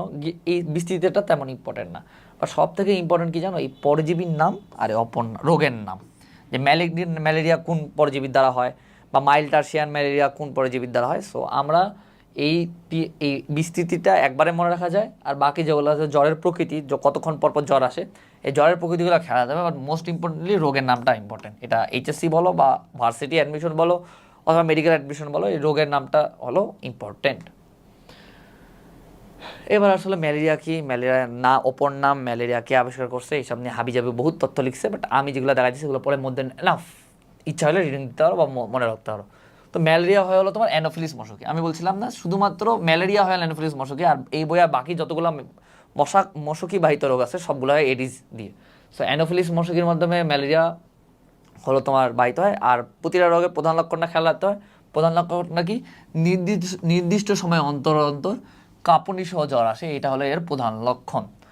আর হলো ম্যালেরিয়া আবিষ্কারের সংক্ষিপ্ত ইতিহাস। এখন ম্যালেরিয়া জ্বরের সংক্ষিপ্ত ইতিহাস এলো দেখো, চীন দেশে, ফ্রান্সে এই হয়েছে, ওই দেশে ওই হয়েছে, এইসব খেয়াল রাখতে হবে না তোমাকে। জাস্ট এখানেও কিছু অপর নাম দেওয়া আছে, ম্যালেরিয়া জ্বরের অপর নামগুলো খেয়াল রাখতে হবে। অপর নামগুলি কী কী দেওয়া আছে, অনুপম পর্যাবৃত্ত জ্বর, সাথে ইংলিশ টার্মটা যে ইউনিক পিরিয়ডিক ফিভার, রোমান জ্বর, জলা জ্বর, এগুলো রোমান জ্বর, জ্বালা জ্বর, আবার অনুবিরূপ পর্যাবৃত্ত জ্বর, এই 3টা হলো ম্যালেরিয়া জ্বরের অপর নাম। আর ডেঙ্গু জ্বরের অপর নাম কি, হাড় ভাঙ্গা জ্বর। সো আমরা এই অপর নামগুলো খেয়াল রাখবো। আর ম্যালেরিয়া যেটা আছে, ম্যালেরিয়ার শব্দের অর্থ হলো দূষিত বায়ু। এখন এখানে দুইটা মানুষের নাম দেওয়া আছে, 2টা মানুষের নাম খেয়াল রাখতে হবে। এক হলো আলফোসে ল্যাভেরান, হলো তোমার আবিষ্কার করেন যে ম্যালেরিয়া পরজীবীর কারণে হলো এই জ্বরটা হয়। আর যেটা হলো স্যার রোনাল্ড রোজ আছে, এই স্যার রোনাল্ড রোজ হলো আবিষ্কার করেন হলো তোমার যে অ্যানোফিলিস গণভুক্ত মশকির মাধ্যমে এই ম্যালেরিয়া ছড়ায়। এখন এই 2টা খেয়াল রাখা ইম্পর্টেন্ট। আর অন্যান্য যা যা আছে, যেমন ধরো যে কত সালে নোবেল পাইছে, কী হিসেবে নোবেল পাইছে, এইসব আসলে খেয়াল রাখতে হবে না। এবার অন্যান্য লক্ষণ রোগের প্রাথমিক পর্যায়ে, রোগের মাধ্যমিক পর্যায়ে এইসব আসলে লাগবে না। কতক্ষণ পরপর জ্বর আসে এটা তো আমরা ওই ছকটাতেই পড়েছি, ছকটা ইম্পর্টেন্ট, ছকটাতেই পড়ছি। কিন্তু এই যে লক্ষণগুলো থেকে প্রশ্ন হয় না, বাট এই লক্ষণটা না একটু ইম্পর্টেন্ট, যে ম্যালেরিয়া জ্বরে 3টা অবস্থা দেখা যায়, শীত অবস্থা, উত্তাপ অবস্থা আর ঘাম অবস্থা। এই 3টা অবস্থার সময়কালটা খেয়াল রাখতে হবে, যেহেতু এর আগে আমাদের সুপ্ত অবস্থা থেকে প্রশ্ন আসে। সো এই যে এই অবস্থাগুলো আছে, এই অবস্থা থেকে প্রশ্ন আসা খুব একটা মানে মানে আশ্চর্যজনক হবে না। সো আমরা এই 3টা অবস্থার সময়কালগুলো খেয়াল রাখবো। যেমন শীত অবস্থা হলো 20 মিনিট থেকে 1 ঘন্টা, উত্তাপ অবস্থা হলো 2 ঘন্টা থেকে 4 ঘন্টা, আবার ঘাম অবস্থা হলো 2 থেকে 3 ঘন্টা। আর রোগের চূড়ান্ত পর্যায়ে, রোগের চূড়ান্ত পর্যায়ে কী কী হয় এটা খুবই ইম্পর্টেন্ট। আমাদের মেডিকেল ভর্তি পরীক্ষায় ম্যালেরিয়া পরজীবী থেকে একটা প্রশ্ন আসছিলেন, এটা এখান থেকে আসছিল। বাট এর আগে যতবার প্রশ্ন আসছিল 6-7 বছরে, সেগুলো হলো আসছিল সুপ্তাবস্থা থেকে। সো এইটা হলো কী কী আছে, যা যা আছে সব পড়তে হবে। যে কি, যে প্লিহা আক্রান্ত হয়, প্লিহা স্ফীত হয়ে যায়, আর এরা লাইসোলেসিথিন নিঃসরণ করে। আর এই লাইসোলেসিথিন কী করে, লোহিত রক্তকণিকা ধ্বংস করে। আবার পরজীবী হিমোলাইসিন নামক অ্যান্টিবডি উৎপন্ন করে, যা রক্তকণিকা ধ্বংস করে। আবার রোগীর খাদ্য পরিবার ব্যাঘাত ঘটে। সো মেইনলি হলো এই দুইটা, কে কী উৎপন্ন করে আর কাজ কী করে কি। সো আমরা এই রোগের চূড়ান্ত পর্যায়ে যা যা 3টা পয়েন্ট আছে সবগুলো মুখস্থ করবো। এবার আসলে ম্যালেরিয়া পরজীবী। ম্যালেরিয়া পরজীবীর ক্ষেত্রে এক হলো মানুষ হলো মাধ্যমিক পোষক বা ইন্টারমিডিয়েট হোস্ট, এটা খেয়াল রাখতে হবে। আর তাহলে মশকি পর্যায়ে হলো নির্দিষ্ট পোষক বা ডেফিনেট হোস্ট। মানুষের একটা খেয়াল রাখা বেশি গুরুত্বপূর্ণ। এবার আসলে এই চার্ট, এখন দেখো আমি তোমাকে একটা জিনিস বললাম না, যে লাস্ট 6-7 বছর ধরে প্রশ্ন আসছে হলো ম্যালেরিয়া পরজীবী যে সুপ্তাবস্থা আছে, যে প্লাজমোডিয়াম ভিভাক্সের সুপ্তাবস্থা কত, ওভালি সুপ্তাবস্থা কত, ম্যালেরিয়া সুপ্তাবস্থা কত, এই সুপ্তাবস্থা থেকে প্রশ্ন আসছে। কিন্তু তুমি যদি 2010 সালের আগে যাও, ইভেন 1900 সালের দিকে প্রশ্নে যাও, তোমার যতগুলো প্রশ্ন আসছে সব প্রশ্ন আসছিল এইটুকু অংশ থেকে, নট মশকির দেহে যৌনজনন থেকে, এইখান থেকে এই পর্যন্ত এই যা যা আছে এখান থেকে প্রশ্ন আসছে। এখন এখান থেকে প্রশ্ন আসে কীভাবে জানো, আর কী খেয়াল রাখতে হয়? এক হলো কোনটা কার অংশ, প্রি এরিথ্রোসাইটিক সাইজোগেনির অংশ কোনটা, এক্সো এরিথ্রোসাইটিক সাইজোগেনির অংশ কোনগুলা, আবার তোমার এরিথ্রোসাইটিক সাইজোগেনির অংশগুলো কোনগুলো, এগুলো খেয়াল রাখতে হবে। অ্যান্ড সিরিয়ালি খেয়াল রাখতে হবে কোনটার পর কোনটা আসে। তুমি আমার কথা বিষয় না হলে কোয়েশ্চেন ব্যাংক খুলে দেখো, সুপ্ত অবস্থা বাদ দিয়ে যদি কোনো কোয়েশ্চেন আসছে, সবগুলো কোয়েশ্চেন আসছে এই 4টা থেকে। সো এই 4টা হলো খুবই খুবই গুরুত্বপূর্ণ, যে কোনটা কার, কোনটা কোন দশার অন্তর্ভুক্ত, আর কোন দশার পর কোন দশা আসে, সিরিয়ালি আমরা খুব ভালোভাবে মুখস্থ রাখবো। বিশেষ করে এইটা এরিথ্রোসাইটিক সাইজোগেনির যেগুলো আছে এখান থেকে বেশি প্রশ্ন আসছে। সো আমরা এই 4টা খেয়াল রাখবো। আর মশকির দেহে যা যা হয় না, এখান থেকে কখনো প্রশ্ন আসেনি মেডিকেল ভর্তি পরীক্ষায়। আই ডোন্ট নো ওয়াই, মানে একটা চ্যাপ্টারে ধরো যে স্যারের এই চ্যাপ্টার থেকে সর্বোচ্চ ধরো যে 4টা কোয়েশ্চেন করতে পারবে। এখন আমরা এর আগে যতগুলো ইম্পর্টেন্ট ইনফো পড়লাম, ম্যালেরিয়া আস্তে আস্তে স্যারদের লাইফ লাইন থেকে একটা, উনি অলরেডি ধরো যে 3টা প্রশ্ন বানায় ফেলাইছে, অথবা 4টা প্রশ্নই বানায় ফেলাইছে। ওনার কাছে আর লাইফ লাইন আছে একটা, যে এই অধ্যায় থেকে সর্বোচ্চ আর একটা কোয়েশ্চেন করতে পারবো। তখন স্যাররা হলো এই তোমার মানুষের দেহে, তার মানুষ রিলেটেড যেহেতু, এখান থেকে একটা কোয়েশ্চেন করে ফেলায়। আর মশকির দেহে যা হয় এখান থেকে আসলে কোয়েশ্চেন করে না, আবার সাথে গেলে আনইম্পর্টেন্ট এই জন্য হইতে পারে। এবার হলো মানব দেহের জীবনচক্র। এখানে আমি আসলে শুরুর দিকে তেমন কিছু দাগাইনি, যেগুলো ধাপ আছে ধাপগুলোর মধ্যে বেশ কয়েকটা ইম্পর্টেন্ট ইনফো আছে, ওগুলো দাগায় রাখছি, যেগুলো মনে রাখতেই হবে। কারণ কি, আমরা এখান থেকে হলো এই ধাপগুলো হলো মুখস্থ রাখবো, যে কোনটার পরে কি, কোন ধাপ কোন দশার অন্তর্ভুক্ত, সবগুলো এখান থেকে আমরা খেয়াল রাখবো। এবার আসি হলো প্রি এরিথ্রোসাইটিক সাইজোগেনি, ধাপগুলো বর্ণনাতে আসি। ধাপগুলো বর্ণনাতে কি আছে, এক হলো যে মশকির দংশনের মাধ্যমে মানব দেহে হলো তোমার ম্যালেরিয়া পরজীবীর কোন দশাটা হলো প্রবেশ করে, সেটা হলো স্পোরোজয়েড দশা। তাহলে মশকির লালায় কোন কোন দশা থাকে, এক হলো স্পোরোজয়েড থাকা, মানুষের দেহে কোনটা প্রবেশ করে, স্পোরোজয়েড দশা। আর এই স্পোরোজয়েড দশা হলো, এই স্পোরোজয়েডগুলো তোমার হলো যকৃতে আসে কীভাবে, কেমোটেক্সিসের মাধ্যমে। এইটুকু খেয়াল রাখাই মধ্যে এনাফ, আর তেমন কিছু নাই। তারপর হলো ক্রিপ্টোজয়েড। এই স্পোরোজয়েড হলো খাদ্য গ্রহণ শুরু করে, হলো তোমার কী হয় যে আকৃতিতে বড় হয় আর গোলাকার হলো ক্রিপ্টোজয়েড তৈরি করে। এই ক্রিপ্টোজয়েড আবার হলো তোমার বিভাজিত হয় অনেক দশা, খুবই ইম্পর্টেন্ট, যে অনেক নিউক্লিয়াস বিশিষ্ট দশা তৈরি করে। এই অনেক নিউক্লিয়াস বিশিষ্ট দশাকে বলা হলো সাইজন। খুবই খুবই গুরুত্বপূর্ণ, যে বহু নিউক্লিয়াস বিশিষ্ট পরজীবীর দশাকে কী বলা হলো, সাইজন। আর একটা সংখ্যা খেয়াল রাখবে, যে কতগুলো নিউক্লিয়াস থাকে, সব প্রজাতিভেদে 1000 থেকে 1200টি নিউক্লিয়াস থাকে। আর এই সাইজনটার অভ্যন্তরে প্রতিটা নিউক্লিয়াসের পাশে আবার তোমার কিছু পরিমাণ সাইটোপ্লাজম জমা হয়, নতুন কিছু কোষ সৃষ্টি করে। এলাকে বলা হয় তোমার ক্রিপ্টোমেরোজয়েড। এই সংজ্ঞা, এই দশাগুলো শুরুর লাইনগুলো যেগুলো আছে, যে কীভাবে কী তৈরি হয়, এগুলো খেয়াল রাখা গুরুত্বপূর্ণ। সো আমরা ওগুলো খেয়াল রাখবো। সো আর সাথে হলো কি কি যে স্পোরোজয়েড থেকে ক্রিপ্টোমেরোজয়েড পর্যন্ত এই যে দশাটা আছে এটাকে বলা হয় প্রি অ্যারিথ্রোসাইটিক সাইজোগনি। যদিও এটা আমরা 4 থেকে পড়ছি, বাট তাও এখানে আমি একবার দেখাইছি, আর এখান থেকে আর তেমন কিছু পড়ার নাই। এবার প্রি অ্যারিথ্রোসাইটিক সাইজোগনিতে যা যা ঘটছে ওই সেম জিনিস হলো তোমার এক্সো অ্যারিথ্রোসাইটিক সাইজোগনিতে ওই সেম জিনিসই ঘটে। এক্সট্রা কি মাইক্রো ও ম্যাক্রো মেটাক্রিপ্টোমেরোজয়েড শুরু হয়। মাইক্রো মেটাক্রিপ্টোমেরোজয়েড কী করে? মাইক্রো মেটাক্রিপ্টোমেরোজয়েড আক্রমণ করে হলো লোহিত রক্তকণিকায়, আর ম্যাক্রো যেটা হলো বড় মেটাক্রিপ্টোমেরোজয়েড ওটা আক্রমণ করে হলো তোমার যকৃৎ, সেটা হলো এখানে দেওয়া আছে, এটা বললেই হয়ে যাবে। আর এই যে খুবই ইম্পর্টেন্ট ইনফো যে ম্যালেরিয়া পরজীবী রক্তে আত্মপ্রকাশ করতে 7 থেকে 8 দিন সময় লাগে, আর এটাকে বলে প্রিপেরেন্ট কাল। তোমাকে প্রশ্ন করতে পারে প্রিপেরেন্ট কাল কত দিন? 7 থেকে 8 দিন। আর ম্যালেরিয়া পরজীবী অনেক সময় সুপ্ত অবস্থায় থাকে, এই সুপ্ত স্পোরোজয়েডগুলোকে বলা হলো হিপনোজয়েড। আচ্ছা, এরপর আমরা তো সিরিয়ালি পড়ছি যে এরিথ্রোসাইটোসাইজোগনির যে ধাপগুলো আছে ওইগুলো 4 থেকে মুখস্থ করবো। তারপরেও এখানে ধাপগুলো বর্ণনা দিচ্ছে। ট্রফোজয়েডের মধ্যে তেমন ইম্পর্টেন্ট ইনফো নাই, সিগনেটিংয়ের মধ্যেও তেমন ইম্পর্টেন্ট ইনফো নাই, এক পাশে সরে যায় আংটির মতন হয়, এগুলো আসলে একবার রিডিং দিলেই মনে থাকে, মানে মনে থাকে না, মনে থাকার মতন তেমন কিছু না। কিন্তু অ্যামিবয়েড ট্রফোজয়েড যেটা আছে এই দশাটা, এটা হলো খুবই ইম্পর্টেন্ট। এখানে বেশ কিছু ইম্পর্টেন্ট ইনফো আছে, সেটা কী কী? যে এই যে অ্যামিবয়েড ট্রফোজয়েড আছে যেটা হলো হিমোগ্লোবিনের প্রোটিন উপাদানকে খাদ্যের উপরে গ্রহণ করে, আর কি তৈরি করে? এটা হলো বিষাক্ত হিমোজয়েনে পরিণত হয়। হিমাটিন যেটা আছে এই হিমাটিনটা হলো বিষাক্ত হিমোজয়েনে পরিণত হয়। আর হলো এই হিমোজয়েনের কারণে কী হয়? সার্ফনাস দানার সার্ফনাস দানা দেখা যায়, আর এই সার্ফনাস দানার উপস্থিতি দেখেই তোমার ম্যালেরিয়া রোগ শনাক্ত করা হয়। আর এখান থেকে কী প্রশ্ন হয়? এক হলো হিমোজয়েন কোন দশায় দেখা যায়? অ্যান্সার কি? অ্যামিবয়েড ট্রফোজয়েড। হিমোজয়েন কীভাবে তৈরি হয়? সেটাও তৈরি হয় কি যখন হলো তোমার অ্যামিবয়েড ট্রফোজয়েড হলে হিমোগ্লোবিনের প্রোটিন উপাদানকে হলো খায় ফেলে, তখন হিমাটিনের কারণে হিমোজয়েন তৈরি হয়। সো মোস্ট ইম্পর্টেন্টলি এই দশাটার ভিতরে যা যা আছে এটা পড়লেই হবে। এরপর সাইজন্ডে কি? সাইজন্ডে আগের মতো বহু নিউক্লিয়াস বিশিষ্ট দশা, এখানেও সেম। মেরোজয়েড মেরোজয়েড দেওয়া আছে, তারপর হলো রোজেট, এগুলো যা যা আছে এগুলো আমরা ওই 4 থেকেই পড়ে নেব, এক্সট্রা তেমন কিছু নাই ভিতরে পড়ার মতো। তবে এইটা হলো ইম্পর্টেন্ট কি আমরা বেশিরভাগ ক্ষেত্রে দেখছি না যে 36 থেকে 48 ঘন্টা অথবা 48 ঘন্টা পর পর হলো যাদের ম্যালেরিয়া হচ্ছে তাদের জ্বর হয়।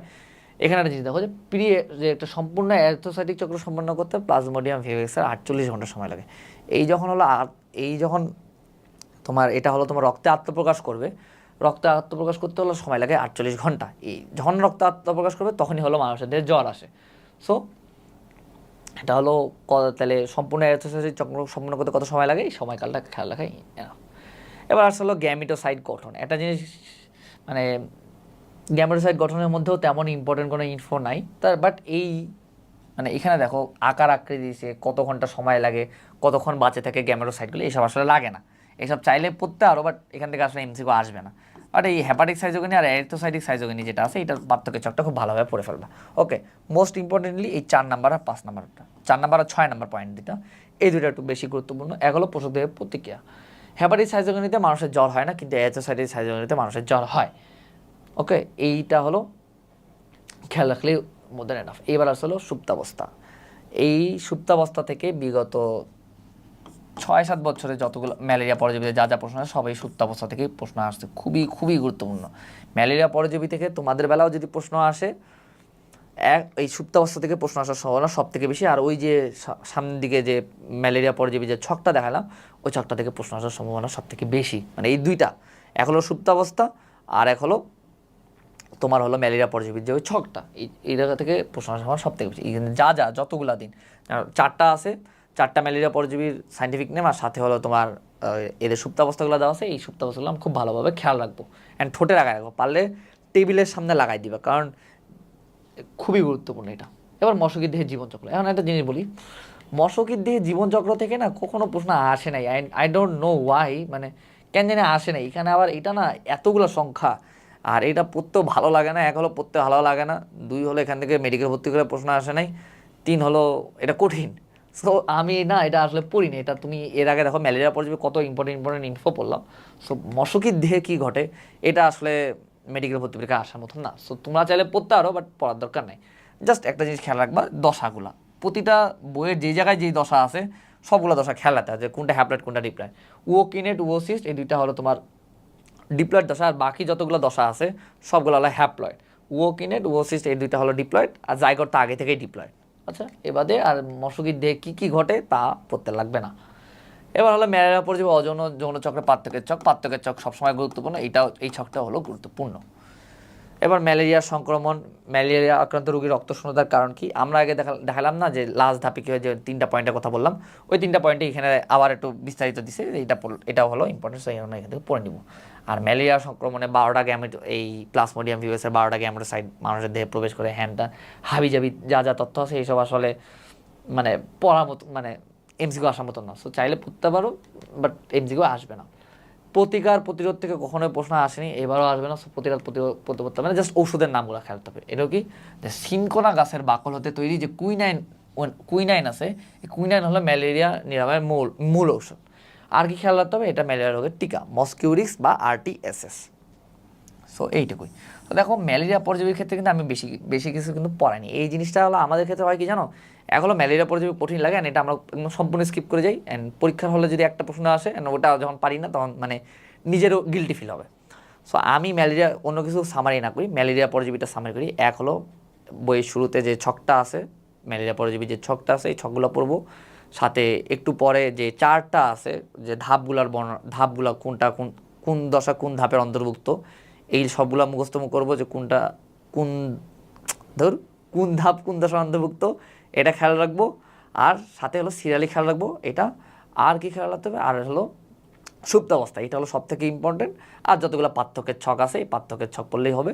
অ্যান্ড তারপরে যেগুলা দশাগুলা যে ধাপগুলো আছে, এই ধাপগুলোর মধ্যে দেখবা যে ভিতরে ভিতরে কিছু লাইন আছে, এই লাইনগুলো পড়বো। আর অ্যামিবয়েড ট্রোফোজয়েডের যে ধাপটা আছে ওটা হলো সব কিছু পড়বো, ঠিক আছে। আর হলো এখানে হলো ঔষধের নামটা পড়বো, আর হলো ম্যালেরিয়া রোগের টিকার নামটা পড়বো। এছাড়া এর বাইরে থেকে আশা করি কখনোই মেডিকেল প্রতিকার প্রশ্ন আসবে না, কারণ এটা হলো মানে আসে নাই, আর এটা লেস ইম্পর্টেন্ট। সো এই চ্যাপ্টারটা হলো এই পর্যন্তই। সো আমি যেগুলো দেখাইছি, যেগুলো পড়াইছি, এগুলো তোমরা ভালোভাবে পড়ে নিবা। আর হলো কি, যদি আমার কথা বিশ্বাস নাও হইতে পারে, চাইলে একবার কোশ্চেন মার্ক খুলে দেখবা, যে আমি যেগুলো বলছি এগুলা থেকে বেশিরভাগ প্রশ্ন আসে, এগুলা বাইরে থেকে প্রশ্ন আসে না। সো বেস্ট অফ লাক, আসসালামু আলাইকুম।